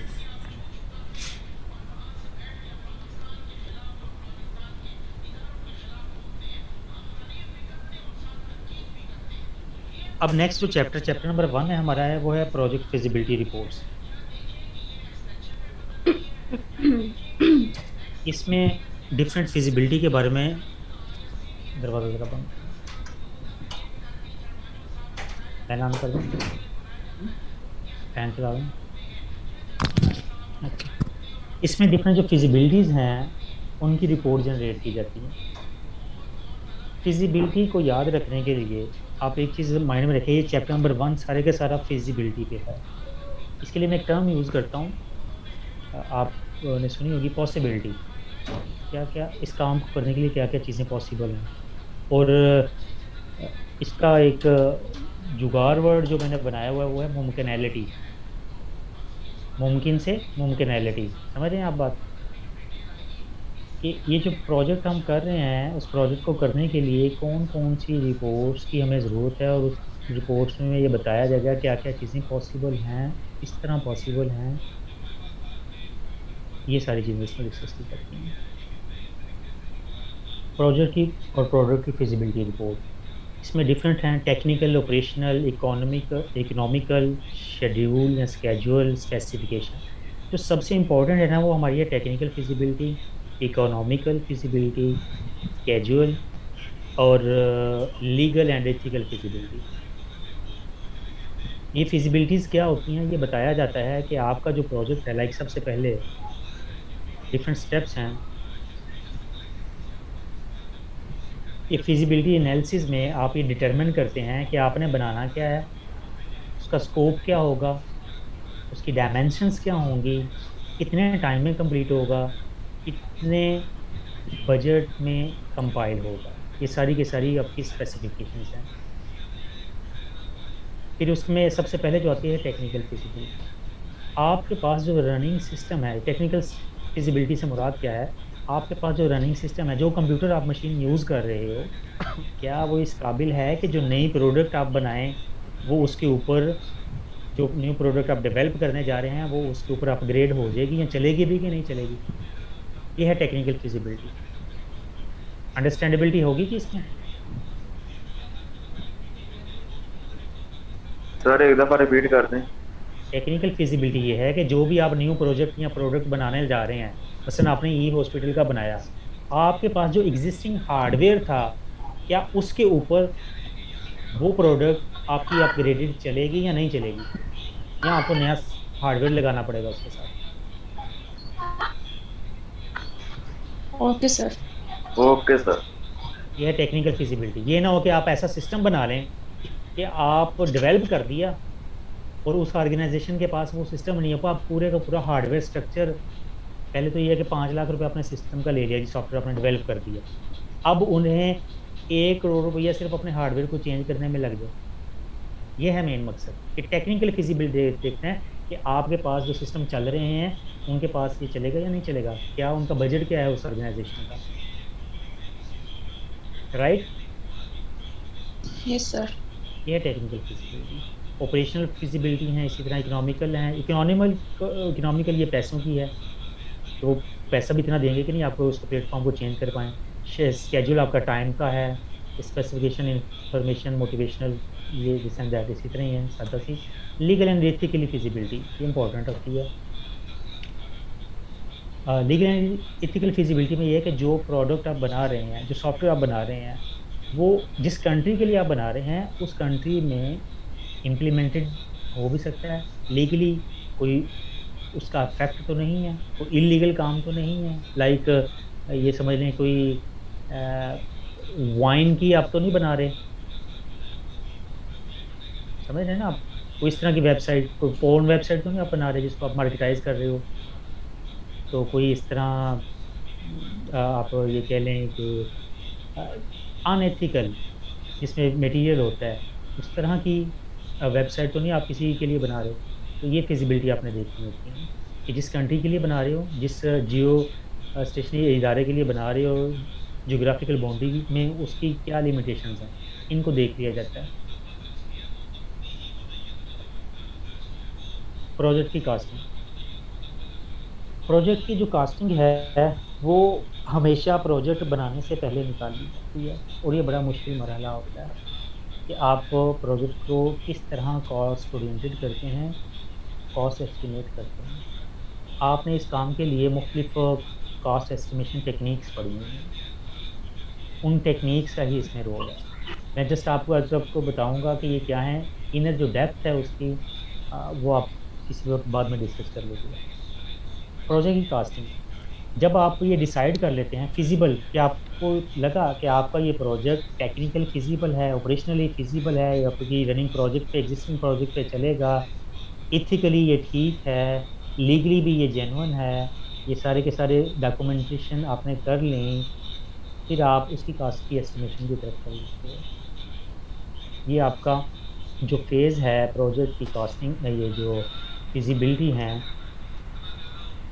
सबसे पहला जो फिजिबिलिटी रिपोर्ट में टेक्निकल, इनके बाद जो अगला मरहला है वो यही है कि आपकी कॉस्ट कितनी आएगी प्रोजेक्ट। अब प्रोजेक्ट की कास्ट किस तरह निकाली जाती है, कौन कौन सी टेक्निक हैं, आपको दोबारा से सॉफ्टवेयर इंजीनियरिंग की कुछ चीज़ें याद करनी पड़ेंगी, मोटी मोटी सी समझनी पड़ेंगी क्या है क्या नहीं है। सबसे पहले आपसे पूछा जाएगा जी प्रोजेक्ट की, ये जो भी मैंने पहले चैप्टर पढ़ा है इसमें से मोस्टली जो चीज़ें लीगल और ethical, technical feasibility, schedule feasibility से रिगार्डेड पूछी जाती हैं कि ये क्या होती हैं। सेकंड जो पोर्शन है इसमें पूछा जाता है जी प्रोजेक्ट की कॉस्टिंग कैसे निकाली जाती है, क्या क्या टेक्निक हैं। कुछ मुझे याद हैं, कुछ मेरे इल्म में अभी नहीं अभी होंगी, तो आप साथ साथ शेयर कर लीजिएगा। इसमें जो बेसिक जो टेक्निक्स हैं वो है FP एनालिसिस है, कोकोमो है, डेल्फी है, सेमी डिटैच डेल्फी है, सेमी डिटैच्ड हैं, इस तरह की डिफरेंट टेक्निक्स हैं। यहाँ एक वो है किलो कोड ऑफ उस तरह का पर्ट है सर, बाइट पर्ट है एक, पर्ट नहीं, वो पर्ट तो है प्रोजेक्ट एवेल्यूएशन रिव्यू टेक्निक है, किलो लाइन ऑफ कोड ये टेक्निक है। पर्ट जो है वो उसकी सिमुलेशन आ जाती है, graphical representation, project evaluation review जो टेक्निक्स, कॉस्ट एस्टिमेशन टेक्निक। तो ये चीज़ें हैं, इनके बारे में थोड़ा थोड़ा आपको पता होना चाहिए जी। कोकोमो में क्या होता है, ये किलो लाइन ऑफ कोड में क्या है, FP एनालिसिस क्या है। तो सबसे ज़्यादा यूज़ की जाने वाली है वो FP एनालिसिस। आपसे एक क्वेश्चन पूछा जाएगा कि आपने FP एनालिसिस ही क्यों यूज़ किया, आप कहेंगे जी हमें पढ़ाया ही गया, ऐसा तो नहीं बोल सकते आप। किलो लाइन ऑफ कोड भी आपको शुरू से बताया गया, आपको डेल्फी का भी बताया गया है, आपको डिफरेंट सेमी डिटैच का भी बताया गया, डिफरेंट टेक्निक्स बताई गई, तो आपने क्यों इन्हें यूज़ किया, उसकी आप रीजनिंग बताएंगे। रीजनिंग में ये कीजिए कि ये मुझे इसमें एक्सपर्टीज़ हैं, इसमें से मैं जल्दी अपने जो जब हमने ये प्रोजेक्ट पहले प्रोजेक्ट को जब हम बनाते हैं तो आपको अच्छी तरह इल्म होगा। आप पहले ब्रेनस्टॉर्मिंग करते हैं कि अपने प्रोजेक्ट बनाना क्या है, उसका टाइटल क्या होगा, फिर किस ऑर्गेनाइजेशन के लिए बनाएंगे, उस ऑर्गेनाइजेशन की रिक्वायरमेंट को देखते हुए फिर रिक्वायरमेंट से जब आप अपना काम करते हैं तो रिक्वायरमेंट गैदरिंग करते हैं। तो रिक्वायरमेंट जब गैदरिंग करते हैं तो फिर आप ये निकालते हैं आपकी प्रोजेक्ट की कॉस्ट एस्टिमेशन वगैरह, क्योंकि जब आपके पास रिक्वायरमेंट फ़िल्टर होके आ जाती हैं जो कि नीड्स बन जाती हैं, यहाँ पे एक फ़र्क आपसे ये पूछा जाएगा कि रिक्वायरमेंट और नीड में क्या फ़र्क है। ये आपने एससी में पढ़ा होगा इसमें कि रिक्वायरमेंट जो है विशेष हैं और नीड जो है वो बेसिक ज़रूरियात हैं जिनके बिना आपका काम चल ही नहीं सकता। विशेष लामहदूद हो सकती हैं लेकिन नीड आपकी लिमिटेड होती हैं, ठीक है जी। तो रिक्वायरमेंट और नीड में फ़र्क, तो रिक्वायरमेंट गैदरिंग का पूछ लिया जाएगा यहाँ से आपसे कि रिक्वायरमेंट गैदरिंग की टेक्निक्स क्या हैं। मैं थोड़ा थोड़ा आपको एक वो बताता जाऊँगा कि रिक्वायरमेंट गैदरिंग में क्वेश्चनियर होते हैं, इंटरव्यूज़ होते हैं, वर्कशॉप्स होती हैं, इस तरह मुख्तलिफ मैकेनिज़्म होते हैं जिसकी मदद से आप रिक्वायरमेंट को गैदरिंग करते हैं। याद आ रहा है कुछ? Yes sir. हाँ जी, हाँ थोड़ा जागते रहे ना, मुझे ये ना हो कि मैं भी सो जाऊँ। तो इस तरह ये मेरा मकसद ये है कि आपको उन चीज़ों को आपको आती हैं क्योंकि आपने 4 साल पढ़ी हुई हैं, थोड़ा माइंड से स्किप हो जाती हैं, तो आपको थोड़ा रिवाइज़ करवाना उनका मकसद है कि क्या क्या है कि जब आपसे पूछा जाए ना यकदम तो वो यकदम ऐसे ही पूछते हैं। बल्कि मेरी भी ये आदत हुई है कि मैं अब हाँ जी ये प्रोजेक्ट ही है, ये प्रोजेक्ट और प्रोडक्ट में फ़र्क ही पूछूँगा कि प्रोडक्ट क्या होता है, प्रोजेक्ट क्या होता है। आपको पता है हर प्रोजेक्ट में कोई ना कोई न्यूनेस होती है, ये इसकी डेफिनेशन ही कम अज़ कम देख लीजिएगा प्रोजेक्ट और प्रोडक्ट की। कॉस्ट है तो कॉस्टिंग की टेक्निक्स है, कॉस्ट एस्टिमेशन टेक्निक आपसे डिस्कस की, एफटी एनालिसिस, रिक्वायरमेंट गैदरिंग अभी मैं आपसे डिस्कस कर रहा था। तो इस टेक्निक्स हैं, तो इसमें आपसे ये पूछा जाएगा आपने कौन सी टेक्निक यूज़ की है। आप बताएंगे कि मैंने क्वेश्चनियर बनाया था। जो फिज़िकल होता है ना ट्रेडिशनल जिसमें आप जा रहे हैं, इसमें कई दफ़ा ऐसा हुआ है। मैं भी जब PUGC के फाइनल में इसमें पैनल में शामिल होता था, मैंने यही सिंपली मेरा क्वेश्चन होता था कि आप कम अज़ कम वो मुझे जो रिक्वायरमेंट जिस तरह आपने ऑर्गेनाइजेशन से ली हुई है वो जाके कोई उसका पेपर वर्क है आपके पास वो दिखा दें, किसी से साइन लिए हैं आपने मैनेजर से, क्योंकि ऑर्गेनाइजेशन आपने सेलेक्ट की होती है तो ऑर्गेनाइजेशन के लिए कुछ रूल्स होते हैं। जब आप रिक्वायरमेंट चेक करने जाते हैं तो आप इंस्पेक्शन वो सारे जो प्रोसीजर है आपने SQ पढ़े हुए थे रिक्वायरमेंट गैदरिंग की टेक्निक में तो फॉलो करने होते हैं, आपको वहाँ से साइन लेने होते हैं। तो कोई 1 2 3 डमी डॉक्यूमेंट बना के साइन करवा के रख दीजिएगा कि ये मैंने क्वेश्चनियर लिया था, ये मैंने क्वेश्चनियर वहाँ से फिल करवाया हुआ ऑर्गेनाइजेशन से, रिव्यू लिए हुए हैं, जब मैंने प्रोजेक्ट को दिखाया उन्हें फिर उनके रिव्यू आए हुए हैं, पीयर रिव्यू, ये सारी चीज़ें जो हैं वो डिस्कस कोई भी क्वेश्चन मतलब आप 32 ग्रुप हैं तो किसी से कोई क्वेश्चन पूछ लीजिएगा, किसी से कोई क्वेश्चन पूछ लीजिएगा, तो ऐसा ही होता है। जिस तरह अभी मुझे अबीरा थी उन्होंने क्वेश्चन पूछा था कि क्या क्वेश्चन जो हैं वो स्पेसिफाइड होते हैं कि कौन सा टीचर क्या क्वेश्चन पूछेगा, तो ये रैंडमली जनरेट होते रहते हैं। जिस तरह अभी ये चीज़ एक सामने मेरे सिर्फ कॉस्ट एस्टिमेशन आई है और कॉस्ट एस्टिमेशन से रिलेटेड मैंने आपको 2-3 चैप्टर जो है डिफरेंट बुक्स के करवा दिए, बता दिए कि ये चीज़ें इसमें इन्वॉल्व हो जाती हैं, राइट। तो अब हम आ जाते हैं कि cost estimation technique FT analysis पर। FT एनालिसिस आपको पता है कि बहुत क्यों यूज़ किया है इसको पूछा जाता है। ये DET, RET, FTR ये सारी चीज़ें जो है ना एक डिटेल चैप्टर है, मैं इसकी डिटेल में नहीं जाऊँगा, बहुत सा टाइम वेस्ट हो जाएगा, तो डिस्कस करना हुआ तो बाद में आप कर लीजिएगा। सिर्फ मैं आपको ये बता देता हूँ यहाँ पे ये एवरेज इसकी कॉम्प्लेक्सिटी फाइंड की जाती है, ये लिखी हुई है आपके पास जो मौजूद है डॉक्यूमेंटेशन में, पता नहीं क्या है, DETs क्या होते हैं, RETs ये किस तरह निकलते हैं, ये सारा काम आपने कर लिया हुआ है। सिर्फ अब आपको ये पता होना चाहिए DETs होते क्या हैं, FTRs क्या होते हैं, कॉम्प्लेक्सिटी किस तरह होती है, ILF क्या है, EI क्या है, EO क्या है, EQ क्या है, एक्सटर्नल इनपुट क्या है, एक्सटर्नल आउटपुट्स क्या हैं, इनके बारे में आपको पता होना चाहिए, जस्ट इनकी डेफिनेशन। मेरे पास एक स्लाइड है, मैं आपको शेयर कर दूँगा, इसमें सारी DET, ITR, ये IF, EO एग्जाम्पल के साथ मौजूद है, आप उसे एक दफ़ा पढ़ लीजिएगा, सिंगल पेज की वो डेफिनेशन होगी।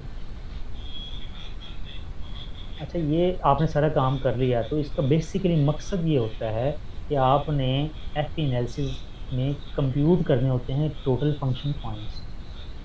फिर हर फंक्शन पॉइंट्स के अगेंस्ट आपने देखना है कि एक ये क्वेश्चन आप पहले मैं नीचे आता हूँ टोटल कास्ट पे, फिर मैं आपको बताता हूँ एफपी एनालिसिस पे क्या।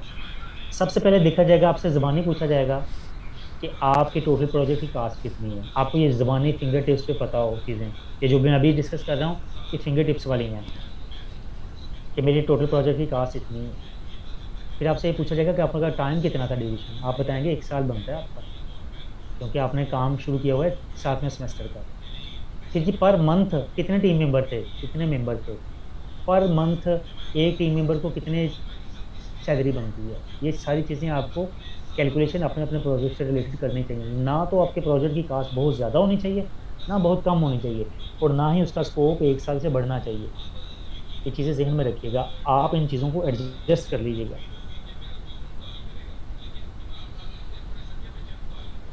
मेरा पॉइंट आप पिक कर रहे हो? Yes sir.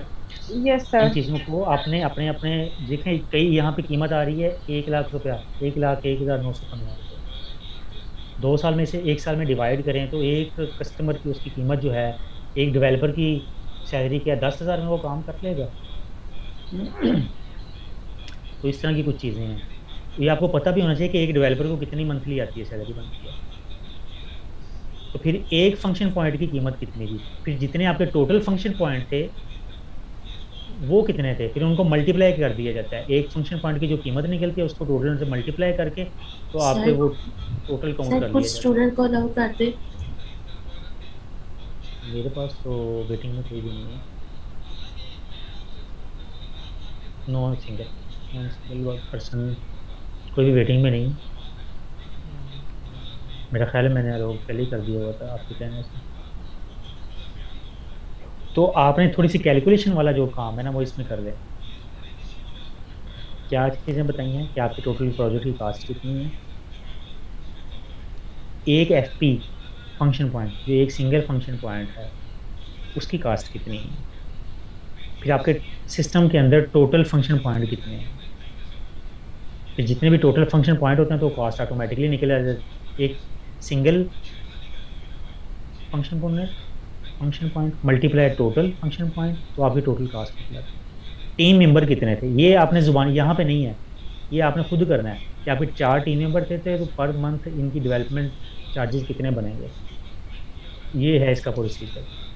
फिर function point unadjusted function points कौन कौन से होते हैं, वो क्वेश्चन जो हैं उनकी रेटिंग, ये 14 क्वेश्चन जो हैं उनकी रेटिंग हाई लो 1 से लेके 5 तक इनकी रेटिंग कर दी जाती है। तो ये आपके फार्मूले में आ जाते हैं, जितने वो टोटल कैलकुलेट करते हैं तो आप इसको ये यहाँ पे जो फंक्शन पॉइंट का फार्मूला है एफपी एस्टिमेट करने का, उसको ये फार्मूले के साथ लेबल कर लेते हैं।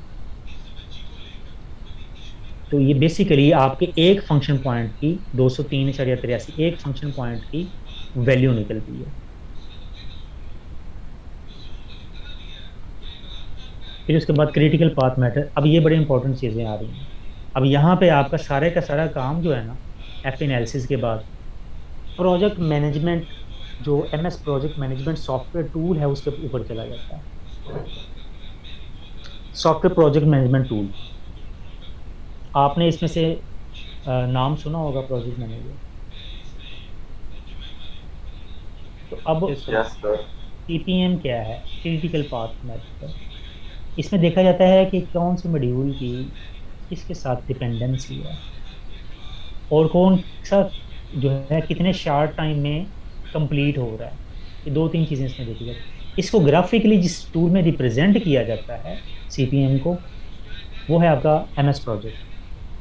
आपको ये कहा जाता है कि आपके पास ये देखें ये डिपेंडेंसी हैं, ये आपका डिटरमिन सीक्वेंस किया जाता है, प्लानिंग रिक्वायरमेंट, ये डिफरेंट फेज़ हैं। ये आपको जहन में होगा कि ये फेज़ अगर आपसे पूछा जाए किस चीज़ के फेज़ हैं तो you people are very well aware about that कि SDLC आपने सुना होगा नाम, software development life cycle.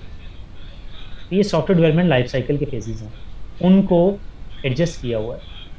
Planning, requirement engineering, requirements for gathering, analysis, design, development, testing, तो आपका जो प्रोजेक्ट होता है वो टाइम बेस्ड होता है, क्वालिटी बेस्ड होता है, वो जो एक डेल्टा ट्राइंगल है उसके ऊपर ये कंप्लीट होता है। तो टास्क की डिपेंडेंसी यहाँ पे परखी जाती है कि कौन सा टास्क किसके ऊपर डिपेंड कर रहा है, और इसको जिस टूल में बनाया जाता है ये टोटली जो है आपका लॉजिकल है। ये उसका नाम है MS प्रोजेक्ट। तो आप बताएंगे कि ये आपने MS प्रोजेक्ट में बनाया। फिर आपको ये कहा जाता है यहाँ पे कि आप MS प्रोजेक्ट में ज़रा इसे ओपन करके तो दिखाएं। लाइक ये नेटवर्क डायग्राम है, ये MS प्रोजेक्ट में बनती है, लेकिन आपको ये सामने नज़र आ रहा है कि ये MS प्रोजेक्ट की बनी हुई है नहीं, ये MS वर्ड में बनी हुई है। तो जस्ट ये क्रॉस चेक करने के लिए कि क्या ये डिपेंडेंसी जो आपने वहाँ पे डाटा दिया है अपने सिस्टम में, तो वहाँ पे उसके अकॉर्डिंगली CPM आया या नहीं आया, तो आप अपने MS प्रोजेक्ट में ये कोई फाइल ओपन करके दिखा दें। इसी तरह नेटवर्क डायग्राम है,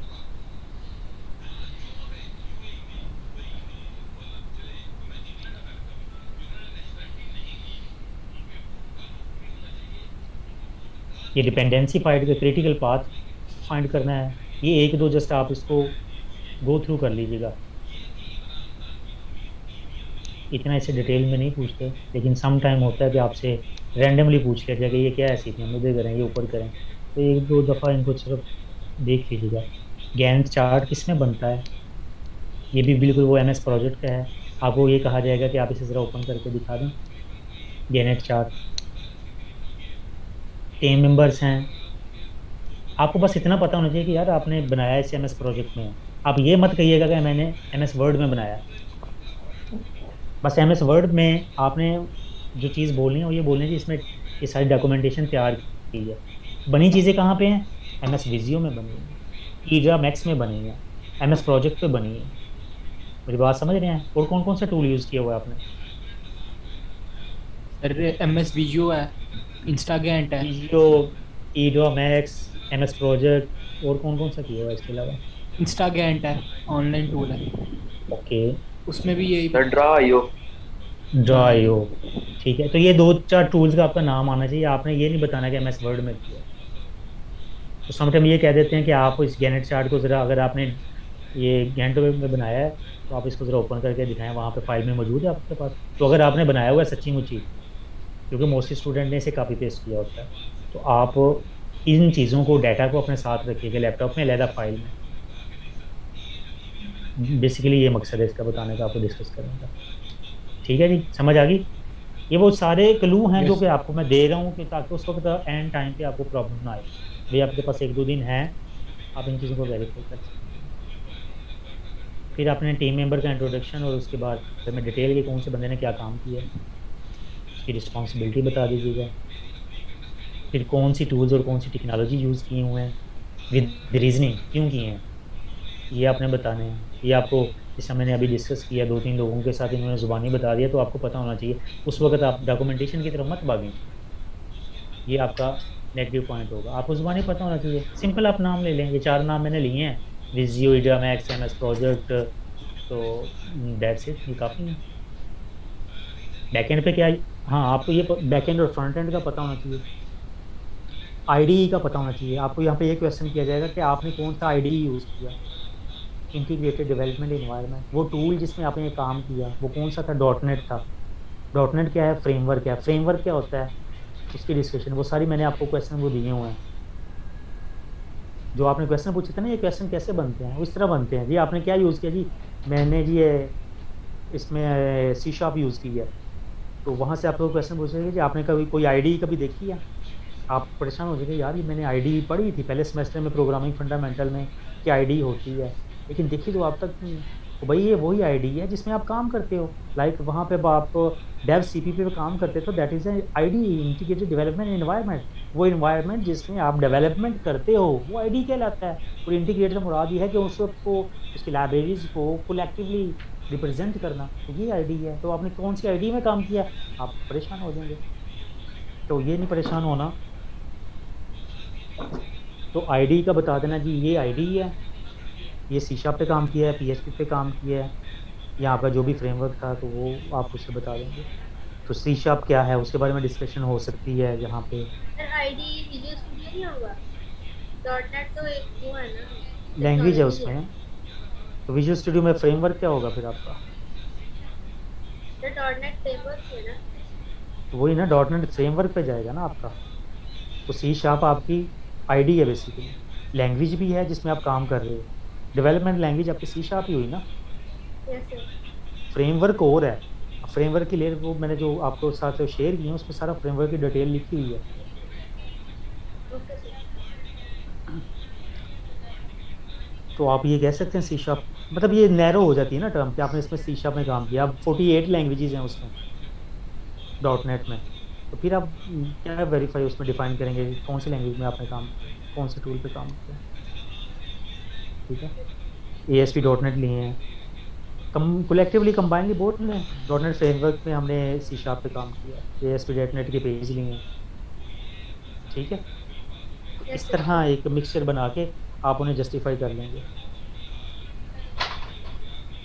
तो बेसिकली .NET का बंदा है वो तो अभी अवेलेबल ही नहीं है।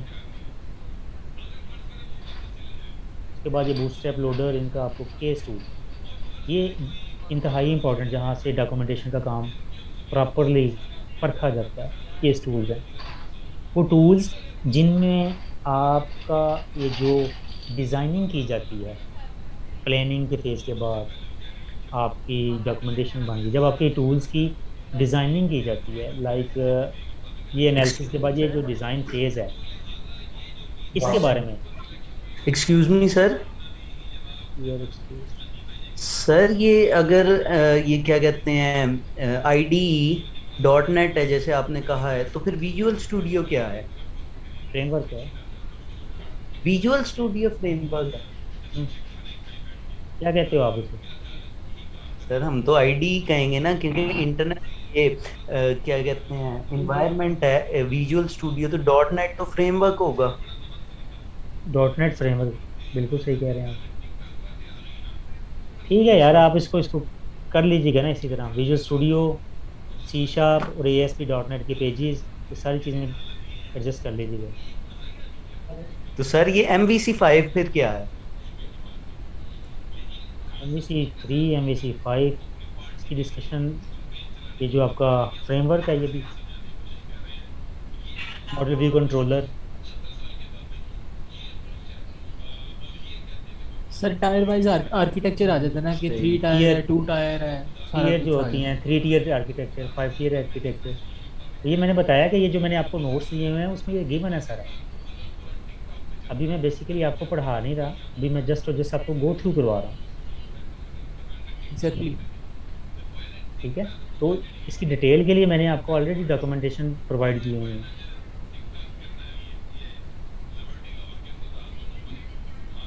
डिज़ाइनिंग टूल की हम बात कर रहे थे कि डिज़ाइन में हमारे पास केस टूल, ये जो विज़्यू है, आपने कौन कौन सा टूल अपने डॉक्यूमेंटेशन की डिज़ाइनिंग के लिए यूज़ किया है उसका बताया जाएगा। जिस तरह अभी हमने पहले थोड़ी देर पहले ईडा मैक्स वगैरह, MS प्रोजेक्ट, ये किस लिए हैं? जो कि डायग्राम आपके बनी हुई हैं, जितनी भी डायग्राम बनी हुई हैं उनके लिए कौन कौन सा टूल यूज़ किया है। लाइक आपने यूज़ किया है कोई, आप यूज़ केस हैं तो यूज़ केस आपने किस में बनाए हैं? आपने कोई यूज़ किया है लाइक सीक्वेंस डायग्राम्स हैं, वो किस में बनाई गई हैं? तो उसमें कह दिया जाता है कि अगर आपने विजुअल में बनाई हैं तो ज़रा विजुअल में ज़रा ओपन करके दिखाएं। इसलिए कह रहे हैं इन फाइल्स को ज़रा अलग रख लीजिए। ये गिटहब वगैरह का जिक्र है कि जहाँ से आपने, क्योंकि डिज़ाइनिंग फेज़ के बाद आपका जो फेज़ शुरू होता है वो होता है कोडिंग का। तो ये कोडिंग के लिए सारी टेक्नोलॉजीज़ हैं कि कौन कौन सी टेक्नोलॉजी यूज़ की है विद रीजनिंग। डेवलपमेंट टेक्नोलॉजी कौन सी है, .NET क्यों यूज़ की है, PHP यूज़ नहीं की, या जावा क्यों यूज़ नहीं की, ये आप फ्रेमवर्क। अब आ जाते हैं, ये है आपकी इंडिविजुअल, हर प्रोजेक्ट वाइज जो है वेरी करेगी हार्डवेयर और सॉफ्टवेयर की स्पेसिफिकेशन। जब भी कोई आप बिल्ड कर लेते हो, बना लेते हो सॉफ्टवेयर, तो उस सॉफ्टवेयर को रन भी करना होता है, एग्जीक्यूट भी करना होता है। वो सॉफ्टवेयर कौन से सिस्टम पे रन होगा, क्या स्पेसिफिकेशंस होंगी उसकी हार्डवेयर की, और उसके अंदर कौन कौन सा सॉफ्टवेयर इंस्टॉल होना चाहिए, सर्वर साइड पे कौन सा हो इंस्टॉल, क्लाइंट साइड पे कौन सा इंस्टॉल हो। तो ये जो स्पेसिफिकेशंस हैं इनको इनोवेट किया जाता है कि आपका सिस्टम के लिए मिनिमम हार्डवेयर रिक्वायरमेंट क्या है और मिनिमम सॉफ्टवेयर रिक्वायरमेंट्स क्या हैं, इनको आपने मेंशन करना होता है। और सब की जो आप भी बना रहे हैं ऑनलाइन सिस्टम, इन सब के ऑलमोस्ट सेम होते हैं। ये तो सारा कॉपी पेस्ट होता है। विजन स्टेटमेंट, रिस्क लिस्ट, एक रिस्क लिस्ट बना ली जाती है कि क्या क्या काम जो है आपने नहीं करना, कौन कौन से रिस्क आपको इसमें लगते हुए नज़र आ रहे हैं आपके प्रोजेक्ट में, इंस्टेबिलिटी का, लैक ऑफ ऑपरेशन का, इनएजुकेट सर्कमस्टेंसेस का, ये पॉलिटिकल इन्वायरमेंट का, ये एकदम जो चेंज हो जाए, लाइक ये भी तो एक रिस्क ही है ना कि एक आपका प्रोजेक्ट चल रहा है, गवर्नमेंट चेंज होगी, अगली में पता नहीं क्या वो प्रोजेक्ट का बनेगा। ये सारे रिस्क हैं, इन रिस्क को आप लिस्ट करते हैं कि ये आपके प्रोजेक्ट को करने में ये रिस्क आ सकते हैं। इससे सबसे बड़ी एग्जांपल आजकल जो हमारी पॉलिटिकल इन्वायरमेंट चेंज हुआ है उसकी है। Requirement engineering, software requirement specification,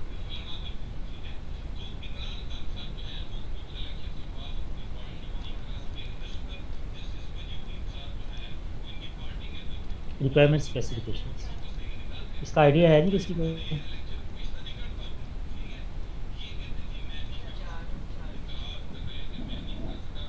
specification basically needs को कहते हैं।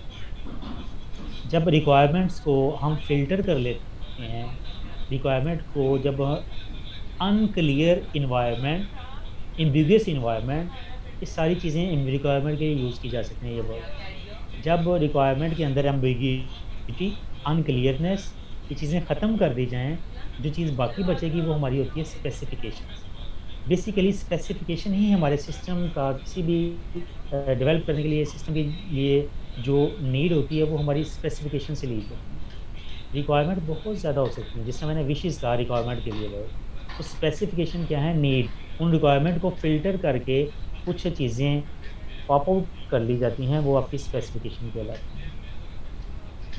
स्पेसिफिकेशन में फिर आप एग्जिस्टिंग सिस्टम देखते हैं कि आपका पहला जो सिस्टम रन हो रहा है वो कौन सा है। सिस्टम से मुराद आपका सॉफ्टवेयर, यहाँ पे तो पहले उस सिस्टम में जो मैनुअल चल रहा है, जो उस ऑर्गेनाइजेशन में काम एक्सेल पे हो रहा है, या कोई टूल यूज़ किया जा रहा है, या पावर बिल्डर पे काम हुआ था, या वो PHP पे हुआ था, पहले उस चीज़ को परखा जाएगा, एनालिसिस किया जाएगा और उसका सिस्टम क्या है। क्योंकि आपने क्या करना है, आपने पैरेलली जब आपने इसको डिप्लॉय करना है तो अपने एग्जिस्टिंग सिस्टम के साथ यकदम सारा लॉन्च नहीं कर देंगे, आपने मॉड्यूल बाय मॉड्यूल करना होगा। क्योंकि इतनी अगर बड़ी ऑर्गेनाइजेशन है तो उसने कहीं ना कहीं से तो वो डाटा अपना जो डेली जो रूटीन वर्क हैं वो तो करने ही करने हैं। तो आप step by step procedure follow करते हैं, एक को रिटायर्ड करेंगे, डिप्लॉय करेंगे, तो इस तरह ये काम मैकेनिज्म होता है। आपने पहले एग्जिस्टिंग सिस्टम को भी परखना होता है, और रिक्वायरमेंट जो मेनली ली जाती हैं आपके एग्जिस्टिंग सिस्टम से ली जाती हैं, और उन रिक्वायरमेंट को फिर स्पेसिफाई किया जाता है। ये जिस तरह आपको रिक्वायरमेंट जब लेते हो तो आपको पता ही है, वो लॉगिन करे, आपका सिस्टम इससे इंटरेक्ट करे, ये सारी ये जो चीज़ें हैं जो आपको पॉइंट्स कि ये सिस्टम आपका करे, शेल रिक्वायरमेंट जिसे कहते हैं, SHALL शेल। इन रिक्वायरमेंट का मकसद है कि ये काम ज़रूरी करे, आपके सिस्टम को हर हाल में ये जो काम है ये करना ज़रूरी है।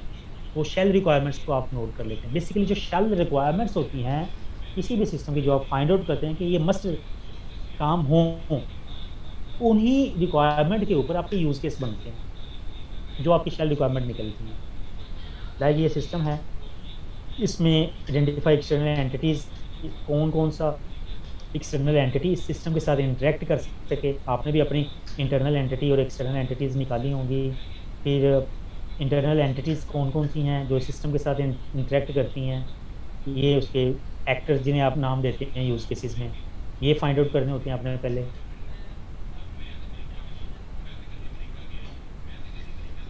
फिर इसके कुछ चीज़ें हैं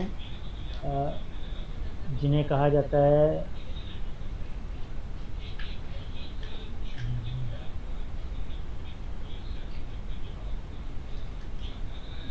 पोस्ट और प्री रिक्वायरमेंट्स, कि किसी भी यूज़ केस को कंपाइल करने के लिए उसकी पोस्ट रिक्वायरमेंट क्या है और उसकी प्री रिक्वायरमेंट क्या है। ये प्री कंडीशन और पोस्ट कंडीशन, इनको देखा जाता है। अभी ना थोड़ा सा ये सेक्शन क्लोज होने वाला है, तो मैं इसे वाइंड अप करके अगले सेक्शन में जाता हूँ। टाइम भी काफ़ी हो गया।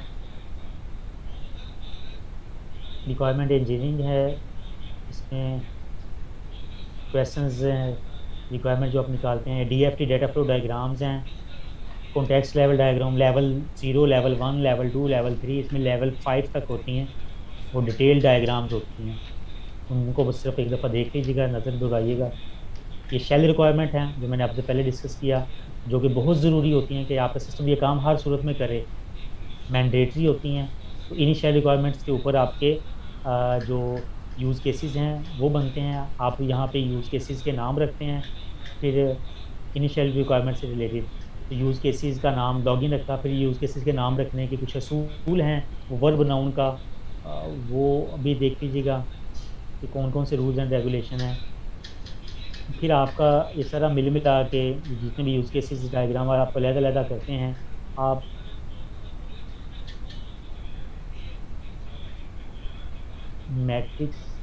मैट्रिक्स अभी रहने दें, आपने किया ये। यहाँ पे आ जाते हैं high level use case diagram. किसी भी सिस्टम को समझने के लिए ये सिस्टम आपकी क्या क्या फंक्शनैलिटी करता है, जो आपने एब्स्ट्रैक्ट में बताया था, इस यूज़ केस डायग्राम को देखते हुए, अब ये बड़ा नहायत अहम सवाल है, इस यूज़ केस डायग्राम को देखते हुए मुझे किसी ने क्वेश्चन पूछा था कि कौन किसको एलैबोरेट करेगा, कैसे पता चलेगा आपके सिस्टम में क्या है। सब कुछ यहाँ पे यूज़, सबसे पहला ये क्वेश्चन भी आपको किया जाता है, चलो ठीक है जी हमने बहुत आपका प्रेजेंटेशन सुन ली, सिंपल आप अपने यूज़ केस डायग्राम को ओपन करें। यूज़ केस डायग्राम से आपको पता चलेगा कि आपके सिस्टम में क्या क्या चीज़ें मौजूद हैं, कौन कौन से मॉड्यूल मौजूद हैं, और कौन से मॉड्यूल में आपको ये कहा जाता है कि ये मॉड्यूल नंबर ये वाला ओपन करके दिखा दें, use case manage patient open करके दिखा दें, ये फलाना यूज़ केस है तो इसकी फंक्शनैलिटी ओपन करके दिखाएं कहाँ पे हैं, ये आपको पता होना चाहिए। आपको बताया कि समटाइम जितनी भी हमने पहले प्रायर डिस्कशन की है वो आपसे नहीं पूछी जाती, आपसे पूछा जाता है कि डायरेक्ट ये यूज़ केस ओपन करें, और यूज़ केस ओपन करते ही जो ये रिक्वायरमेंट है, ये चीज़ इसमें मेंशन है, ये फलाना यूज़ केस है, इस यूज़ केस की फंक्शनैलिटी मुझे दिखाएं। ये है क्वेश्चन इसमें। यूज़ केस क्या होता है, हाई लेवल यूज़ केस क्या है, लो लेवल यूज़ केसेस क्या होते हैं, एक्टर्स क्या होते हैं, यूज़ केस का कोई ना कोई नाम होता है, बाउंड्री होती है, एक्टर्स क्या होते हैं, सुपर एक्टर्स क्या होते हैं, सब एक्टर्स क्या होते हैं, यूज़ केस क्या है बजाते खुद, और इंक्लूड, इसमें दो रिलेशनशिप होते हैं, एक इंक्लूड रिलेशनशिप और एक एक्सटेंड रिलेशनशिप है। Extend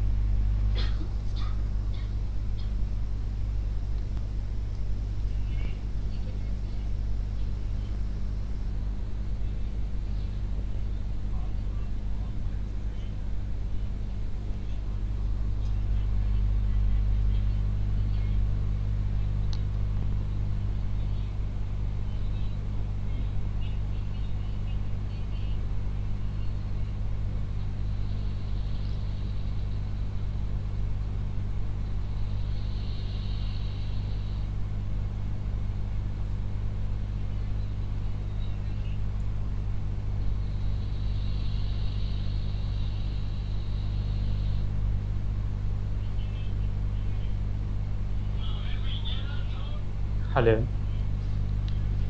yes sir. अहमद आवाज़ आ रही है आपको? यस सर, आ रही कोई है इधर? यस सर, आ रही है। यस सर, आवाज़ आ रही है। हाँ जी, अभी हम ना 10-15 मिनट में इसे वाइंड अप करने लगे, क्योंकि फिर उसके साथ जो आपको बेसिक कंकैटिनेशन है उसकी करना है वो हमें आपके प्रोजेक्ट की, तो उसमें क्या क्या फीचर हैं इनको, ये जो भी आपके साथ डिस्कशन हो रही है ये मैपिंग होती है डॉक्यूमेंटेशन की आपके रियल प्रोजेक्ट के साथ। अभी मैं आपके साथ जो डिस्कस कर रहा था वो ये कर रहा था कि ये एक यूज़ केस है, यूज़ केस लॉगिंग। अब इसको स्टेप बाय स्टेप समझिएगा। इसमें मैं यूज़ केस भी डिस्कस करूँगा, सीक्वेंस डायग्राम भी, कोलैबोरेशन भी, एक ही यूज़ केस के साथ सारे के सारे सीक्वेंस जो है वो किया जाएगा। अब इसमें मेरा ख्याल अभी लोग काफ़ी कम हैं, 31 ऑनलाइन हैं, तो बाकी थके हुए हैं, तो इसलिए इसको पूरा ना सेशन को क्लोज़ करते हैं। जो कि डिस्कशन आपकी कल होगी, तो आप इवनिंग के साथ कल सेशन होगा तो आप उसमें से कर लीजिएगा या इंडिविजुअल आप कर सकते हैं। अच्छा, ये कि यूज़ केस है, use case logging. Use case basically होता क्या है?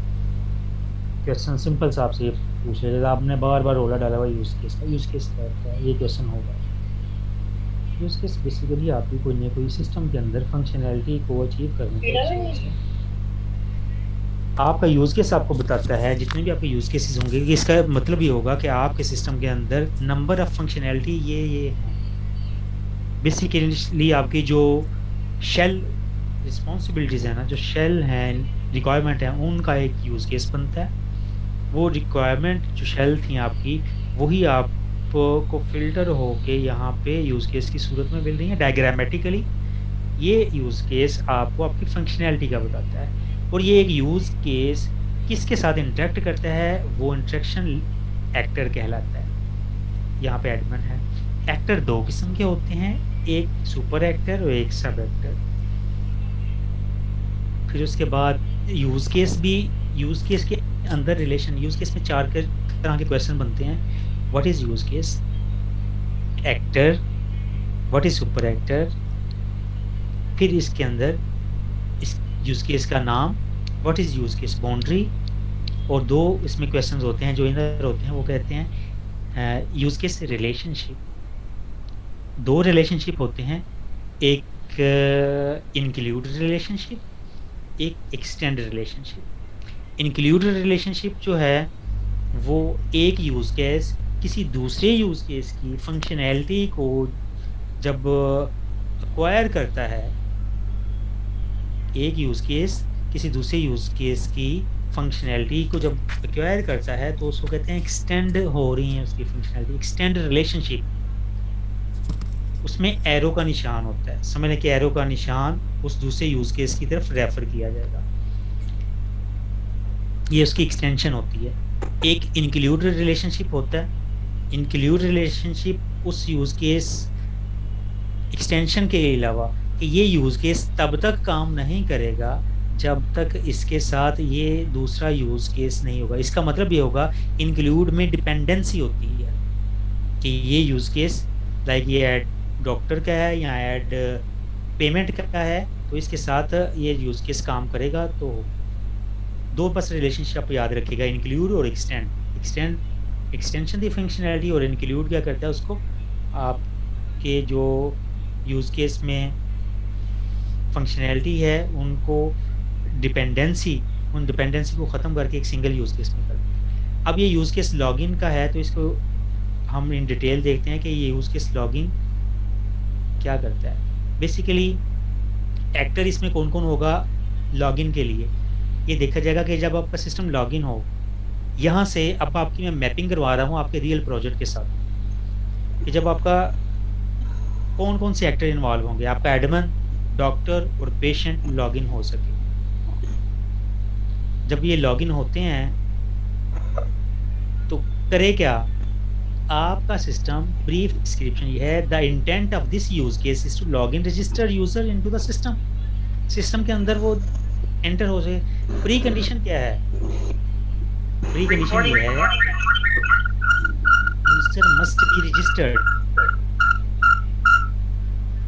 और जो रजिस्टर्ड यूजर होगा वही इसके साथ इंटरेक्ट कर सकेगा, और एप्लीकेशन भी आपकी रनिंग फॉर्मेशन में होनी चाहिए। ये प्री कंडीशंस हैं। फिर इसके बाद ये बेसिक फ्लो है, और इस पर पोस्ट कंडीशन क्या है। 3 चीज़ें इंपॉर्टेंट होती हैं कि आपका यूज़ केस है क्या, कौन से एक्टर हैं, क्या करेगा, और उसकी प्री कंडीशन क्या है कि यूज़ केस को करने से पहले क्या क्या काम होना चाहिए, और उसकी पोस्ट कंडीशन क्या है कि जब ये काम हो जाए तो एट द एंड हो क्या सिस्टम के अंदर वो लॉगिन हो जाए। अब यहाँ से क्या किया जाएगा, इस यूज़ केस को देखते हुए इस यूज़ केस को इस यूज़ केस डायग्राम में देखेंगे, इसकी प्री कंडीशन को देखा जाएगा और आपके सिस्टम में चला जाएगा। सबसे पहला काम आपके सिस्टम कब शुरू हो गया कि आपको कहा जाएगा आप अपनी एप्लीकेशन रन करें, तो सबसे पहले आपका पासवर्ड लगा होगा एडमिन की सूरत में। तो जैसे ही आप एडमिन में करेंगे आपको यहाँ पे बोला जाएगा कि आप पासवर्ड एंटर ना करें, कोई भी लफ्ज़ वर्ड एंटर ना करें, सिंपल आप एंटर करें। प्री कंडीशन क्या है, प्री कंडीशन ये है कि यूज़र मस्ट बी रजिस्टर्ड हो और एप्लीकेशन रनिंग फॉर्म में। और अब डिफरेंट मैकेनिज़्म है कि जो आपने पासवर्ड दिया हो उसकी कितनी लेंथ हो, किस तरह का हो, अल्फ़ाबेटिक है, न्यूमेरिक है, अल्फ़ा न्यूमेरिक है, या बिल्कुल ब्लैंक स्पेसेस दी हुई है। सम टाइम होता है कि आपके सिस्टम को यहाँ पे जो वैलिडेशन कंट्रोल वैलिडेशंस हैं उनका जिक्र होगा। सिंपली आपको कहा जाएगा कि 2-3 बार स्पेस पर प्रेस करें और एंटर कर दें और आपका सिस्टम लॉगिन हो गया, तो इट्स मीन दैट कि आपके सिस्टम में फ्लॉ है, आपके कंस्ट्रेंट नहीं लगे हुए, कंट्रोल वैलिडेशंस काम नहीं कर रहे हैं, तो यहाँ पे आपको सिस्टम आपका रिमूव करवा दिया जाएगा।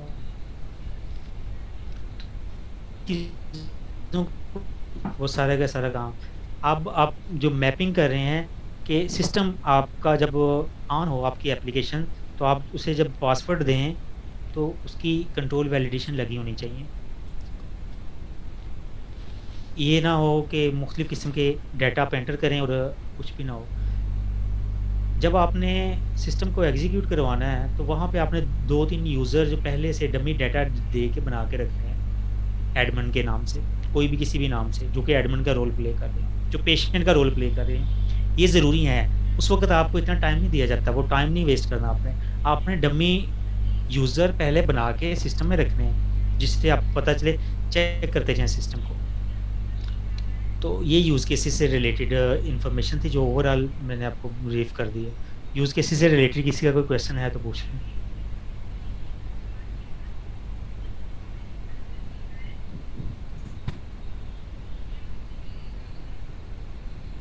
हाँ जी, Ahmad Abira. Excuse me sir.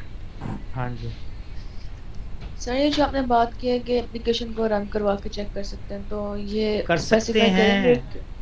कर सकते हैं, यकीनन करेंगे। हाँ। ये बात जहन में तो ये रखिएगा। किसी से भी करवा सकते हैं? जी जी, किसी से भी। आपका सिस्टम है, आपने एग्जीक्यूट किया, रनिंग फॉर्म में लेके आए ना। पहली बात तो ये कि वहाँ पे आपकी जाके एप्लीकेशन क्रैश ना हो, इसलिए आपको टाइम दिया जाएगा कि आप दूसरे रूम में जाके पहले इसको एडजस्ट कर लें, क्या कि आपकी एप्लीकेशन ना क्रैश हो।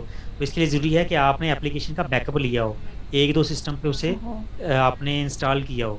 ये ज़रूरी चीज़ें हैं कि एप्लीकेशन क्रैश ना हो। एप्लीकेशन क्रैश होगी तो आपका तो रिव्यू लग गया, आपके कुछ नंबर तो वैसे माइनस हो जाने वहाँ से। तो पहले आपने उनका बैकअप लेके रखना है अपनी एप्लीकेशंस का। और सबसे पहले एडमिन ही है ना आप, तो एडमिन के तौर पे आप काम कर रहे हैं, तो आप किसी से भी कहा जाता है कि ये पासवर्ड दे दें। लाइक मैं अक्सर कह देता हूँ जी कि आप कोई भी पासवर्ड ना दें, आपने कंट्रोल वैलिडेशन, यहाँ पे कंट्रोल वैलिडेशन चेक करने होते हैं कि आप सिंपल कैंसिल के बटन पे क्लिक करें तो वो पेज ख़त्म हो जाए, एंटर पे क्लिक करें तो लॉगिन होना चाहिए लॉगिन। आपने कोई भी एडमिन लिखा और पासवर्ड में कुछ भी नहीं लिखा, सिस्टम को लॉगिन होना चाहिए या नहीं? नहीं होना चाहिए। तो वो वहाँ पे मैसेज पास करवाए कि user must be entered any password, ये मैसेज आपके पास हो। ठीक है, तो ये कंट्रोल्स हैं, इन्हें कंट्रोल वैलिडेशन कहा जाता है। आपने मेरे ख्याल सी शॉप में इसी तरह पढ़े होंगे ये वैलिडेशन कंट्रोल वगैरह। Okay sir. ठीक है सर। हाँ जी, वालेकुम अस्सलाम सर। मैं वो पापड़ी चाट वाली स्टोरी का वेट कर रहा हूँ। पापड़ी चाट वाली स्टोरी का वेट कर रहा हूँ। स्टोरी वो मैंने बताई है, आपने सुनी नहीं है। आप मेरे ख्याल उस वक्त पापड़ी चाट खाने चले गए थे। नहीं सर, मैं इधर ही है कि सब हमें ना सबको पता होता है। अच्छा सुन लें, लाला की पापड़ी चाट अभी मैंने और रिजवान साहब ने खाई अभी लास्ट थर्सडे को। होता है इस तरह है कि हम सबको पता होता है कि कोडर इसमें एक दो ही बंदा है बैच में, इस ग्रुप में इसने कोडिंग की होगी, ये पता होता है, क्लास में सारे टीचर्स को पता होता है। तो बाकी लोग क्या कर रहे हैं, जिस तरह उन्होंने क्वेश्चन पूछा था जी कि हमने जस्टिफाई कैसे करना है, तो ये भी पता होता है कि पापड़ी चाट खिलाने वाला कौन है, रोटी खिलाने वाला कौन है और प्रिंट करवाने वाला कौन सा है। तो फिर उनको पहले ही पकड़ लेते हैं, हाँ भाई तुम जरा कोडिंग का बताओ ना, ठीक है। तो इन चीज़ों को एडजस्ट करने के लिए मैंने उस वक्त बताया था कि अपने ग्रुप लीडर, अच्छा ग्रुप लीडर वो होता है जो काम को डिवाइड कर लेता है सबके, ताकि किसी के ऊपर वो लेबल ही ना लगे कि ये सिर्फ और सिर्फ खाना खिलाता रहा, पानी पिलाता रहा, इसने प्रोजेक्ट के अंदर कोई काम नहीं किया। तो ये अच्छे ग्रुप लीडर की खुसूसियत होती है, वो काम को चाहे उसने किया है सारा, अपने सबऑर्डिनेट में ग्रुप मेंबर्स में डिवाइड कर लेना। यहाँ थी वो पापड़ी चाट वाली बात। और हर ग्रुप में एक बंदा ऐसा होता है, हमारे ग्रुप में तो था, ठीक है। अब आपके ग्रुप में है कोई पापड़ी चाट खिलाने वाला, तो वो आपको पता हो कि जो कहता है जी कि पापड़ी चाट मैं खिला दूंगा, प्रिंट मैं नहीं खिलवा लूंगा। वो जो कहते हैं ना कि डॉक्यूमेंटेशन मैंने की है, इसका मतलब तो उन्होंने यही काम किया, मोस्टली, सारे नहीं। डॉक्यूमेंटेशन बहुत बड़ा काम है, डॉक्यूमेंटेशन की वजह से आपके सिस्टम की कॉस्ट वैसे बढ़ जाती है, और हर सॉफ्टवेयर एप्लीकेशन आपको डॉक्यूमेंटेशन प्रोवाइड नहीं करता। बहुत अच्छे जो CMMI लेवल, मैच्योरिटी लेवल के होते हैं, वो आपको सॉफ्टवेयर इसकी डॉक्यूमेंटेशन प्रोवाइड करते हैं, अदरवाइज डॉक्यूमेंटेशन बताते खुद एक हेक्टिक रूटीन है। लेकिन हमने मोस्टली डाटा कॉपी पेस्ट करना होता है कि एक प्रोजेक्ट का ये इस हॉस्पिटल का बना है तो अभी कॉमर्स का बना लिया, तो फिर इस वजह से वो टर्म मैंने यूज़ की थी पापड़ी चाट वाली, कि पापड़ी चाट वाले सारे ही, हर ग्रुप में एक आध मेंबर लाजमी होता है, तो बस उसको आपने कवर करना है। आपने ये नहीं रखना कि भाई उसे कोई ना कोई एक टॉपिक असाइन कर देना कि इसमें आप उसको ब्रीफ कर दें कि ये टॉपिक आपका है, आपने कहना ये कोडिंग, ये क्लास मैंने बनाई है, ये फंक्शन मैंने बनाया हुआ है, सर मैं ये आपको दिखा दूँगा। बिल्कुल ही ना आप पे लेबल लगे कि आपने डॉक्यूमेंटेशन के अलावा कभी कुछ किया ही नहीं है ज़िंदगी में। ये थी बात। होपफुली आपको कुछ समझ आ गई होगी। यस।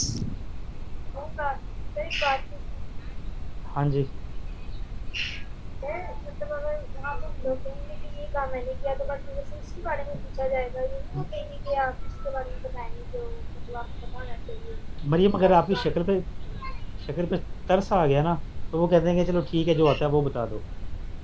तो अगर उनका मूड हुआ ना कि नहीं भाई छोड़ना नहीं है, तो फिर आपसे वो नहीं पूछा जाएगा, कुछ और ही पूछा जाएगा। तो ऐसी शक्ल कैसी बनाई जाए उधर? आपकी माशाल्लाह इतनी प्यारी शक्लें हैं, वैसे बनेंगी नहीं।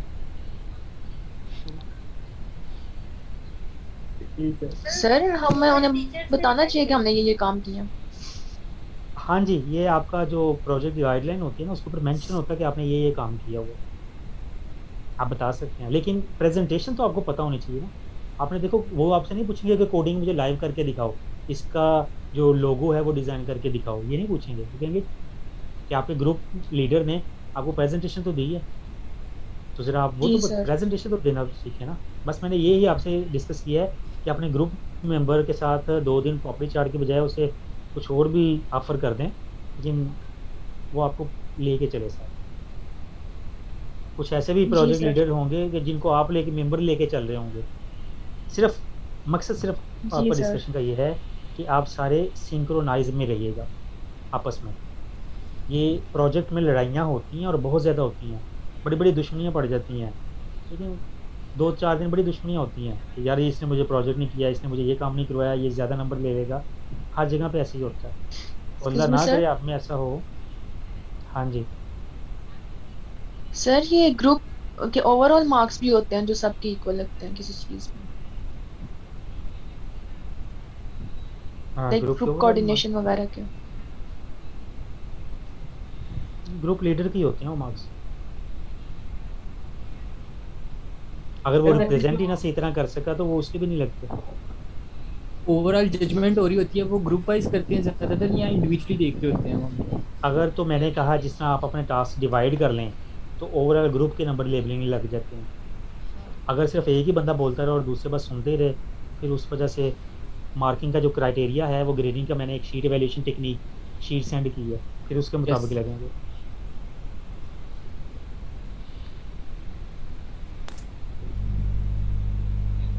और ये अब आप पे डिपेंड करता है कि आप आपस में करते हो कि नहीं करते।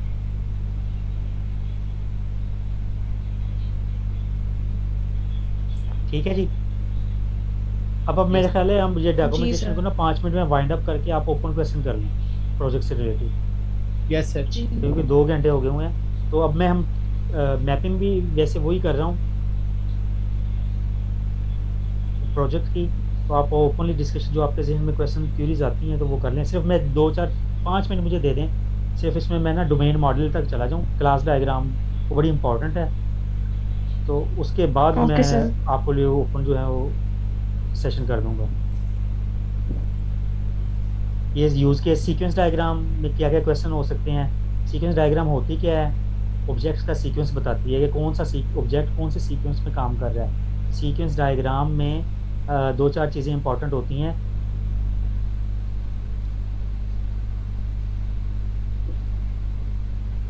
ये डोमेन मॉडल है, इसमें रिलेशनशिप होते हैं 1 to 1, सॉरी हैज़ का has have relationship, 1 to 1, 1 to many। ये सीक्वेंस डायग्राम की मैं जिक्र कर रहा था, ये उसी यूज़ केस को पकड़ के उन्होंने ऑब्जेक्ट को फॉर्मेशन में कर दिया है। इसमें 4 चीज़ें होती हैं डिस्कस करने वाली जो पूछी जाती हैं। यूज़ केस सीक्वेंस डायग्राम्स क्या होती हैं। ये जो लाइन है ये क्या शो करती है, ये लाइफ लाइन है, ये लाइफ लाइन यहाँ पे ख़त्म हो रही है, डेड हो रही है। ये जो मैसेज आपको नज़र आ रहा है ये सेल्फ मैसेज है, एक मैसेज अपने आप को, ऑब्जेक्ट अपने आप को जो कॉल करता है। एक सिंक्रोनियस मैसेज है, एक एसिंक्रोनियस मैसेज है। ये 4 चीज़ें हैं, synchronous message, asynchronous message, self message, lifeline आपसे ऑब्जेक्ट, ये 4-5 चीज़ें हैं। ये देख लीजिएगा।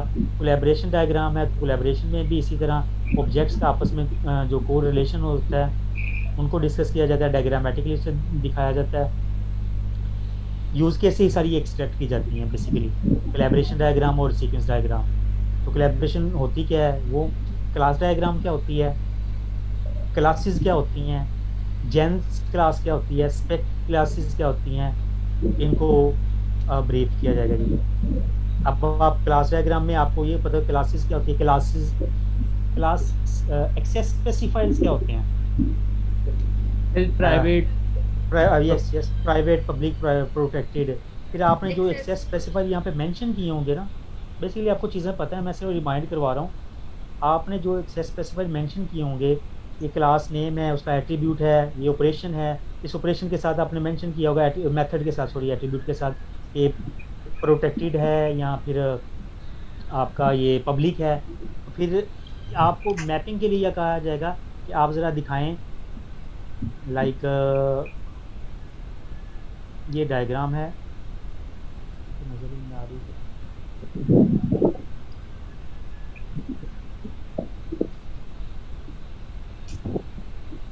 ये क्लास डायग्राम। एक और चीज़ क्लास डायग्राम में बता दूं, एसोसिएशन इसकी क्लास की जो एसोसिएशंस है, क्लास की जनरलाइजेशन क्या होती है, स्पेशलाइजेशंस क्या होती हैं, और क्लास की जो 2-3 टाइप हैं वो होगी। क्लास का नाम, उसके एट्रीब्यूट्स, उसके ऑपरेशन और उसकी रिस्पॉन्सिबिलिटी। फिर जो यहाँ पे ये जो आ रहा है, ये हैश आ रहा है, डिफाइन करता है कि ये आपकी क्लास प्रोटेक्टेड है या प्राइवेट है। फिर आपको कहा जाएगा ये यहाँ पे थोड़ा सा आपके साथ ट्रिकी काम होगा कि इस क्लास को ओपन करके दिखाएं। आप ओपन करके दिखाएंगे, फिर वहाँ पे देखा जाएगा कि इस क्लास के साथ ये जो सिंबल है प्रोटेक्टेड का, ये क्या शो करता है, आपकी वो क्लास वहाँ पे जो बनी हुई है कोडिंग के अंदर वो किस तरह की है। इनकी मैपिंग आपने तो वो ज़ाहिर है क्लास डायग्राम से डायरेक्ट कोड ही वहाँ से उठाया होगा कि .NET में आपने क्लास डायग्राम पे क्लिक किया और वो उसने क्लास डायग्राम बिल्ड कर दी। सर इसका जो हमने कॉन्सेप्ट पढ़ा था वो ये था कि क्लास डायग्राम में बेसिकली कॉन्सेप्चुअल क्लासेस जो हम कॉन्सेप्चुअली अपनी सोच के जैसे इसको ड्रा करने के लिए वो बनाते हैं सिस्टम की, वो वाली क्लासेस होती हैं कॉन्सेप्चुअली। लेकिन कंसेप्चुअली ये होता है, लेकिन आप लोग सारे बनाते तब हैं जब .NET में प्रोजेक्ट बना लेते हैं, वहाँ पे क्लास डायग्राम की एक ऑप्शन आती है, आप क्लिक करते हो और वहाँ से क्लास डायग्राम बनी बनाई लगा के आपको स्क्रीनशॉट इसमें लगा देते हो। बेसिकली जो आपकी क्लास डायग्राम है ये मैपिंग करती है आपकी डेटाबेस के साथ। अब मेरी बात ज़रा गौर से सुनना, जितनी आपके सिस्टम के अंदर क्लासेस होंगी डेटाबेस के अंदर उतनी ही आपके जो टेबल हैं वो क्रिएट होने चाहिए। अहमद समझ आ रही है आपको? आप हेलो ये सर ये दोबारा रिपीट कर दें कि जितनी आपकी क्लासेस हैं ना, यस, जो लॉजिकल आपने जो भी बिल्ड बनाया है, इसका मतलब ये हुआ उन क्लासेस से रिलेटेड आपके डेटाबेस के अंदर उतने टेबल होने चाहिए। यहाँ पे जो मैपिंग होगी ना वो आपकी क्लास डायग्राम की मैपिंग होगी आपकी डेटाबेस के साथ। मेरी बात समझ रहे हैं? तो इसका मतलब ये हुआ कि आपको फिंगर टिप्स पे, सब स्टूडेंट ये सुन लें, फिंगर टिप्स पे पता होना चाहिए कि आपके टोटल नंबर ऑफ क्लासेस कितनी है आपके सिस्टम के अंदर, और ये भी पता होना चाहिए कि आपके टोटल नंबर ऑफ टेबल्स कितने हैं डेटाबेस के अंदर, और दोनों की मैपिंग होनी चाहिए, ऑलमोस्ट इक्वल होने चाहिए, नहीं तो पकड़े जाएंगे आप। ये ज़रा चेक कर लीजिएगा। ओके सर, ठीक है। फिर डेटाबेस से रिलेटेड यहाँ जो क्लास डायग्राम में जब आएंगे ना तो साथ ही सारे क्वेश्चन आपके डेटाबेस की तरफ शिफ्ट हो जाएंगे। सही है, क्योंकि क्लास डायग्राम को अगर जब मैप करेंगे टेबल में, तो टेबल के अंदर आपको पता है एट्रीब्यूट्स होते हैं, वो सारी चीज़ जो मेंशन है यहाँ पे। क्लास का नाम आपका टेबल का नेम चला जाएगा। अहमद समझ आ रही है आपको? Yes sir. क्लास के नेम के साथ टेबल का नेम चला जाएगा, इस तरह उसके एट्रीब्यूट्स उसके अंदर वो बन जाएंगे, आपके कॉलम बन जाएंगे, और इस तरह ये सारी चीज़ें उसके ऊपर मेंशन होंगी। तो वो जो एक्सेस स्पेसिफायर्स हैं वो भी वहाँ पे आपकी ये शो कर देंगे। फिर वहाँ पे आपको टेबल्स के अंदर जब डेटाबेस के अंदर जाएंगे तो डेटाबेस से रिलेटेड कुछ क्वेरीज हैं, वो डेटाबेस के क्वेश्चन मैंने शेयर किए हुए हैं। डेटाबेस क्या होता है, DBMS क्या है, DBMS आपने कौन सा यूज़ किया, रिलेशनल डेटाबेस मैनेजमेंट सिस्टम क्या है, ये फॉरेन की, प्राइमरी की, अल्टरनेट की, इस तरह की कीज़ जो हैं इनके बारे में जिक्र होगा। कोऑर्डिनेट रूल जो हैं, नॉर्मलाइजेशन का कॉन्सेप्ट पूछा जाएगा, नॉर्मलाइजेशन क्यों करते हैं, आपने कैसे नॉर्मलाइजेशन की है, डाटा के नॉर्मलाइज कैसे किया है, कोऑर्डिनेलिटी क्या होती है, मोडेलिटी क्या होती है, ये चीज़ें पढ़ी हुई है ना? Yes sir. हम सुने हैं, बस मकसद ये है कि एक दफ़ा रिकॉल हो जाए, कोऑर्डिनेलिटी क्या है, मोडेलिटी क्या है, और उसके बाद वीक एंटिटी क्या है, स्ट्रॉन्ग एंटिटी क्या है, तो इस तरह की चीज़ें हैं। दैट्स ऑल, बस इतना काफ़ी है। सर एक क्वेश्चन है कि जिन्होंने अगर अपना ये जो है बैकएंड पे डेटाबेस MySQL या कोई ये जो है ना, ये वो सिंबल हैं, वो एग्रीगेशन एसोसिएशन, तो जो आपने इस पर पढ़े होंगे, ये डायमंड सिंबल फील्ड जो सिंबल है। सर आपने जो ग्रुप में फाइल भेजी है वो डेटाबेस की, जिन्होंने फायरबेस यूज़ की हुई है एज अ डेटाबेस, तो उनके लिए कोई फाइल है या कोई इस तरह? नहीं यार, मैंने एक्चुअली में इस पर काम नहीं किया हुआ। सर ये रिकॉर्डेड लेक्चर्स मिल जाएंगे हमें पब्लिक? हाँ जी मिल जाएंगे, अगर सर ये सही ये हो आज तो। मिल जाएंगे ये, क्योंकि बहुत सारे बच्चों ने नहीं ये मीटिंग ये अटेंड की ना। मैंने कल सेशन करना है इवनिंग के साथ, हाँ जी। तो वो उनके साथ आ जाएंगे, तो मज़ीद प्यूरीफाई हो जाएगा डाटा, फिर उसके बाद मैं जो बेहतर होगी वो शेयर करूँगा। चलिए ठीक है सर। हाँ, उन्हें कहिएगा वो कल इवनिंग के साथ एडजस्ट कर लेंगे, मुझे मैसेज कर देंगे, वो मैं फॉरवर्ड कर दूँगा। ठीक है, अदरवाइज़ वो आपसे शेयर कर लें, आपसे वो इतनी चीज़ें आपने सुन ली हैं, कुछ ना कुछ तो याद रहा ही होगा ना? क्या ख्याल है? हाँ जी सर। अच्छा, तो ये वो पब्लिक, प्राइवेट, प्रोटेक्टेड, ये पैकेज इसमें सारे लिखे होंगे। मैं ये जो डॉक्यूमेंटेशन है ना अभी मेरे पास, ये भी आपके साथ शेयर कर दूंगा। ठीक है, ओके सर। हाँ जी, तो इसमें भी आपको उस चीज़ें समझने में आसानी रह जाएगी। UML, यूनिफाइड मॉडलिंग लैंग्वेज, ये क्या होती है, तो ये सारी चीज़ें हैं। तो मेरा ख्याल है अब इसमें मैं ब्रेक ले रहा हूँ। अब आपकी जो ओपन डिस्कशन है प्रोजेक्ट से रिलेटेड, वो आप डिस्कस करेंगे आपसे 1 by 1। सर ये जो हम अस्सलाम वालेकुम सर। जी वालेकुम। आप कंटिन्यू करो सर। एक कुछ ऐसे मॉडल्स या क्लासेस भी होती हैं जो कि हम मैप नहीं करते डेटाबेस के अंदर, उसको क्लास डायग्राम में किस तरह रिप्रेजेंट करेंगे? कोई एग्जांपल दे सकते हैं? सर यानी कुछ क्लास हम एक ऐसी बनाते हैं जो कि लिंक करने के लिए यूज़ होती है इनडायरेक्टली टेबल के साथ, किसी और क्लास के साथ। अच्छा, यानी कि डिपेंडेंसी होती है क्लास की दूसरी क्लास के ऊपर। यस सर, वो यानी उसका अपना तो कोई आप टेबल नहीं मुझे ये होता बताएं, हाँ हाँ, तो जो अपना। आपने वो नॉर्मलाइजेशन करते हैं तो डाटा में सारी नॉर्मलाइजेशन करके फिर आप क्लास बनाते हैं? नहीं, एक तो वो टेबल्स जो हमारे डेटाबेस के हैं ना, वो तो बन गए। तो कुछ डाटा होता आपका है वो वो स्पेसिफाइड है? हम स्टोर नहीं करवाना चाहते एग्जैक्टली, या फिर हम कुछ ऐसा करना चाहते हैं कि ठीक है, डेटाबेस में से ठीक स्पेसिफिक है, मतलब डेटाबेस में वो डाटा, हाँ हाँ समझ आ गई मुझे। उसमें तो से आपको स्पेसिफिक प्रोजेक्ट डाटा है? निकालते हैं। प्रोजेक्ट हमारा .NET का ही है, वेब एप्लीकेशन टाइप है। सही। आप जो आज ऐसा करें, आप इस चीज़ को होल्ड कर लें, क्योंकि ये 10 मिनट का सेशन है। मैंने आपको पहले भी बताया था कि जिनके जो इश्यू रह जाएंगे ना, वो इंडिपेंडेंटली फिर बाद में मुझसे डिस्कस कर लें। ठीक, ये जनरलाइज था, स्पेसिफाइड आप अपने अपने ग्रुप में मुझसे ज़्यादा डिस्कस कर सकते हैं। ठीक ठीक है, क्योंकि जो क्या जनरलाइज क्यूरी approximately है, जो अपने ग्रुप जनरलाइज क्यूरी है ना, वो सारी की सारी टैकल हो जाएं। स्पेसिफाइड आप अपना अलग-अलग कर लीजिएगा। ओके सर, हाँ जी, जज़ाकल्लाह। क्योंकि मैं ये सर का प्रोजेक्ट से रिलेटेड था कि आपके अंदर जो डर खौफ है वाइवे का, वो खत्म हो जाए।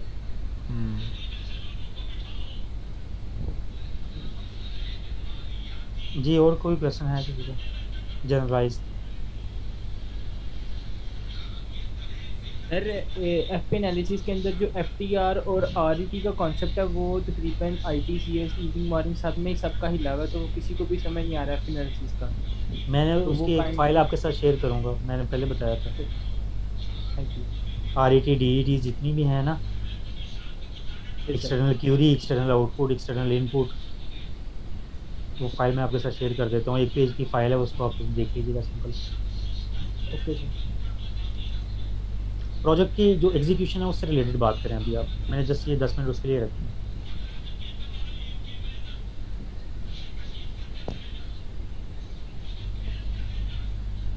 है जी किसी की डिस्कशन? सर अगर हमें वहाँ पे वाइवा के दौरान कोई क्वेश्चन का आंसर नहीं आता, तो हम उधर उनमें यहाँ डायरेक्टली मना कर दें या उसको डिफेंड करें किसी भी तरह से? अगर आपको सही आता है तो जवाब दीजिएगा। अगर नहीं आता तो मैं कह देंगे नहीं आता साफ एग्जैक्ट। हाँ, क्योंकि वो बच्चे तो नहीं बैठे हुए कि आप क्लास का नाम पूछें तो प्रोटेक्टेड आप बताएं कि पब्लिक में बता दें।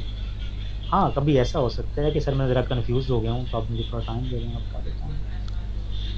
आप टैकल कर लें उसको। पहली बातों को सच्ची से बता दें।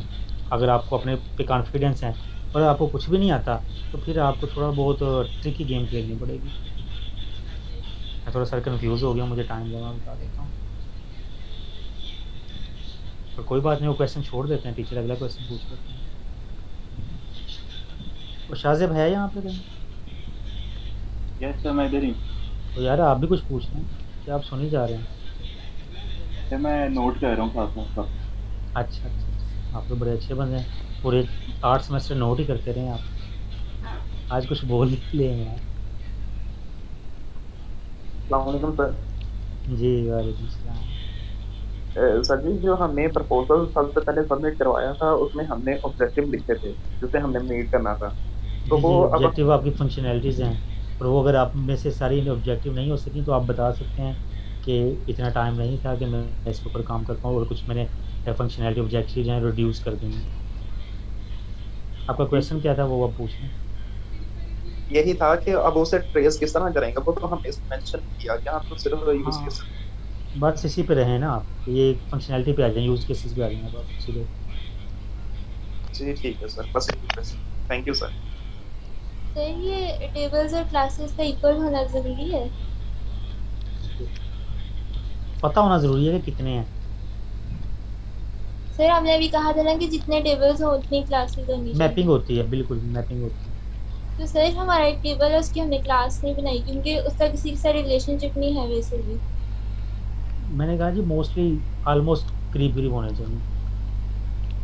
सर ऐसा भी हो सकता है कि जो हमारे डेटाबेस में टेबल के नाम है, ये जो हमने क्लास के नाम रखे हैं, लाजमी है कि वो बिल्कुल सेम ही रखें। जी जी सेम रखे हैं। ऐसे आप क्या है डेटाबेस को पकड़ेंगे कहाँ से? वो आपको कहेंगे ये डेटाबेस दिखाएं, आप दिखाएंगे कहाँ से? डॉक्यूमेंटेशन में आपकी डेटाबेस दिखाई जाएगी ना। Yes sir. तो फिर आप दिखाएंगे कैसे? आपके पास तो यहाँ पे कुछ और होगा डाटा, वहाँ पे कुछ और, कंफ्यूज हो जाएंगे आप। मैपिंग तो ये चेक कीजिएगा कि यहाँ पे दिखाएं ज़रा इसमें क्या क्या फंक्शनलिटी है, क्या क्या डाटा जा रहा है इसमें, कौन से मेथड हैं। मेथड को आपकी वो सॉरी ये जो शीशा पे उसमें से चेक कर लिया जाता है। फ्रंट एंड कोडिंग भी चेक होती है। हाँ जी, सर उसका मतलब क्या क्राइटेरिया होता है? क्राइटेरिया उसमें देखा जाता है कि आपने ये काम खुद भी किया या नहीं किया। सर मोस्टली टेम्पलेट्स मतलब हम लोगों ने नहीं है, तो उसमें मतलब बिल्कुल बहुत ज़्यादा डेप्थ नहीं जाते, मतलब थोड़ा बहुत ही देखते हैं, ज़्यादा फंक्शनलिटी। बस आपको पता है क्या, बस आपको पता होना चाहिए कि काम हुआ कैसे है, वो टेम्पलेट है उसकी फंक्शनैलिटी क्या है। कभी ऐसा नहीं होता कि आपको लाइव आ जाए कि इस कोड को चेंज करके दिखा दें। सर इसमें मैक्सिमम कितने मार्क्स आते हैं और मिनिमम? मैक्सिमम 200 नंबर आते हैं, मिनिमम तो फिर फेलियर में आता है ना। लाइक कितने एग्रीगेट क्या होता है? 200 मार्क्स का होता है, तो इसे 170-80 तक मिल जाते हैं। 170-80 जो है हाईएस्ट? 180 हाँ जी। ओके हाँ, यहाँ इसे 100 में कन्वर्ट कर लो तो 80, 85, 82, 83, ये फिर वो डिवीजन होती है कि किसने कितना पार्टिसिपेट किया। ठीक है सर, क्या नाम था बीरा आपका?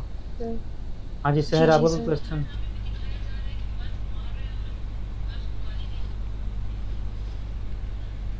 आयमा, हमारा ईशा, अहमद साहब आपका कोई क्वेश्चन? नो सर, क्लियर है। चलें ठीक है, फिर आप कोई क्वेश्चन या क्वेरी हुई तो फिर आप कल डिस्कस कर सकते हैं। सर अगर कोई डायग्राम वगैरह कंफर्म करवानी हो, पूछनी हो, वो आपसे पूछ सकते हैं पर्सनल सर। जी पूछ लीजिएगा, लेकिन मेरे पास अभी कोई टूल वगैरह नहीं है जिससे मैं उसे ओपन कर सकूं। नहीं सर, आपको पिक्चर की फॉर्म में दिखा देंगे ना। पता है क्या, आप पता है डायग्राम्स वगैरह जो बन गई है ना, आप उसे छाप दें। आप सिर्फ और सिर्फ जो फोकस रखें ना, आप डॉक्यूमेंटेशन के बाद, एक बंदा डॉक्यूमेंटेशन पे लगने के बाद जो फोकस रखें वो आपकी एप्लीकेशन हर सूरत में रन होनी चाहिए। आपके मॉड्यूल जो 4-5 हैं वो चलने चाहिए, डॉक्यूमेंट रिसिप्ट जो है वो जनरेट होनी चाहिए। इन चीज़ों पे फोकस आप ज़्यादा करें, प्रोजेक्ट आपका एग्जीक्यूट हो। पे फोकस रखिए आप। हाँ जी, कि आपका प्रोजेक्ट रन हो यार, सिंपल। अगर आपका प्रोजेक्ट रन ना हो, ये सारी चीज़ें हुई तो फ़ायदा तो कोई ना हुआ। प्रोजेक्ट की एग्जीक्यूशन ज़रूरी है। अब इसलिए मैं कह रहा हूँ कि ये डॉक्यूमेंटेशन होगी, आपको समझ आ गया। मैंने सिर्फ आपके अंदर से वाइवे का खौफ ख़त्म करना था कि वाइवे में क्या क्या पूछा जाता है, तो मेरा जो एक्सपीरियंस था उसके अकॉर्डिंगली मैंने आपको बता दिया। अब आप में से डर खौफ ख़त्म हो जाना चाहिए। और आपने ये सीआर साहब का शुक्रिया अदा करें, शाहजेब साहब का, इन्होंने मुझे कहा था तो मैंने दिन आपको ब्रीफ किया। Thanks sir. तो शाहजेब साहब अब बोल भी नहीं रहे। सर मैं इधर ही मैं सुन रहा हूँ सर। हाँ, आपका शुक्रिया अदा किया है इन्होंने। सर कोई मसला नहीं, अगर ना भी करें है। अच्छा, तो पापड़ी चाट खिलाई है आपको इन्होंने? सच्ची अभी कर देते हैं, अभी ये ना वैसे सुबह जो है ऐसे पापड़ी चाट की प्लेटें पहुंच रही हों। बेसिकली दोस्तों, स्टूडेंट्स, आपके साथ ये सेशन करने का मकसद आपके अंदर वाइवे का डर और खौफ ख़त्म करना था, आपको गाइड करना था। और इस गाइडलाइन के साथ जितना बेस में पोटेंशियल था, जो मुझे आता था, जो मेरे जहन में चीज़ें आई, वो मैंने आपसे अपने एक्सपीरियंस की बेस पे जो मैंने वाइवा अभी तक लिए हैं वो आपसे शेयर की हैं और ओपनली की हैं। मैंने कोई इसमें मतलब कोई जितना भी डाटा मेरे पास पड़ा था तो वो मैंने आपके साथ शेयर किया है ताकि आपके काम आए। अच्छा इंसान वही होता है जो खुद भी इल्म सीखे और दूसरों को भी सिखाए। That is the motive of my life. उसके अकॉर्डिंगली मैंने आपके साथ काम किया है, तो अल्लाह ताला आपका हामी नासिर हो। जी सर, फेल तो नहीं कर देते होते हैं जी, मतलब फेल के चांसेस कम होते हैं ना कि फेल वो ना करें। ऑनलाइन में कम थे, इस दफ़ा कोई पता नहीं है क्या पॉलिसी है। आपको पता हो आपकी क्लासेस का एनवायरनमेंट कैसा रहा है? मतलब आराम से फेल कर देते होते हैं। हाँ जी, रिव्यू, फेल नहीं कहते, यहाँ पे इसे रिव्यू कहते हैं। सेकंड या थर्ड अटैम्प्ट में जाके उसे क्लियर कर देते हैं। लेकिन आज से 2 साल पहले जब कोरोना नहीं था और नॉर्मल वाइवा लिया जाता थे। एक एक साल बाद लोगों का वाइवा क्लियर हुआ है अगेन प्रोजेक्ट की फ़ीस रजिस्टर करने के बाद। हमारा समझ नहीं आ मेरी बात? जी सर समझ गई हूँ। ऐसा हुआ है, लेकिन ये 2 साल जो कोरोना के थे इसमें ऐसा नहीं हुआ। इससे पहले जो ट्रेडिशनल था, ट्रेडिशनल कहते हैं कि जब फिजिकली आप जाके सर देखते हम भी तो कोरोना के स्टूडेंट्स हैं। लेकिन फाइनल आपका जो है ना साल कोरोना में नहीं गुजरा, जो कि आपका सेमेस्टर इसका प्रोजेक्ट का ईयर। सर एक बात पूछनी थी। हाँ जी सर बात अब जैसे आपने कहा ना कि प्रैक्टिकल पे फोकस करें, अब आपने कुछ चीजें बताई हैं कि ये चीजें आपको रिवाइज करनी चाहिए। आप तो अब सबसे जैसे मुझे इम्पोर्टेंट लग काम रहा है करें। कि हाँ जी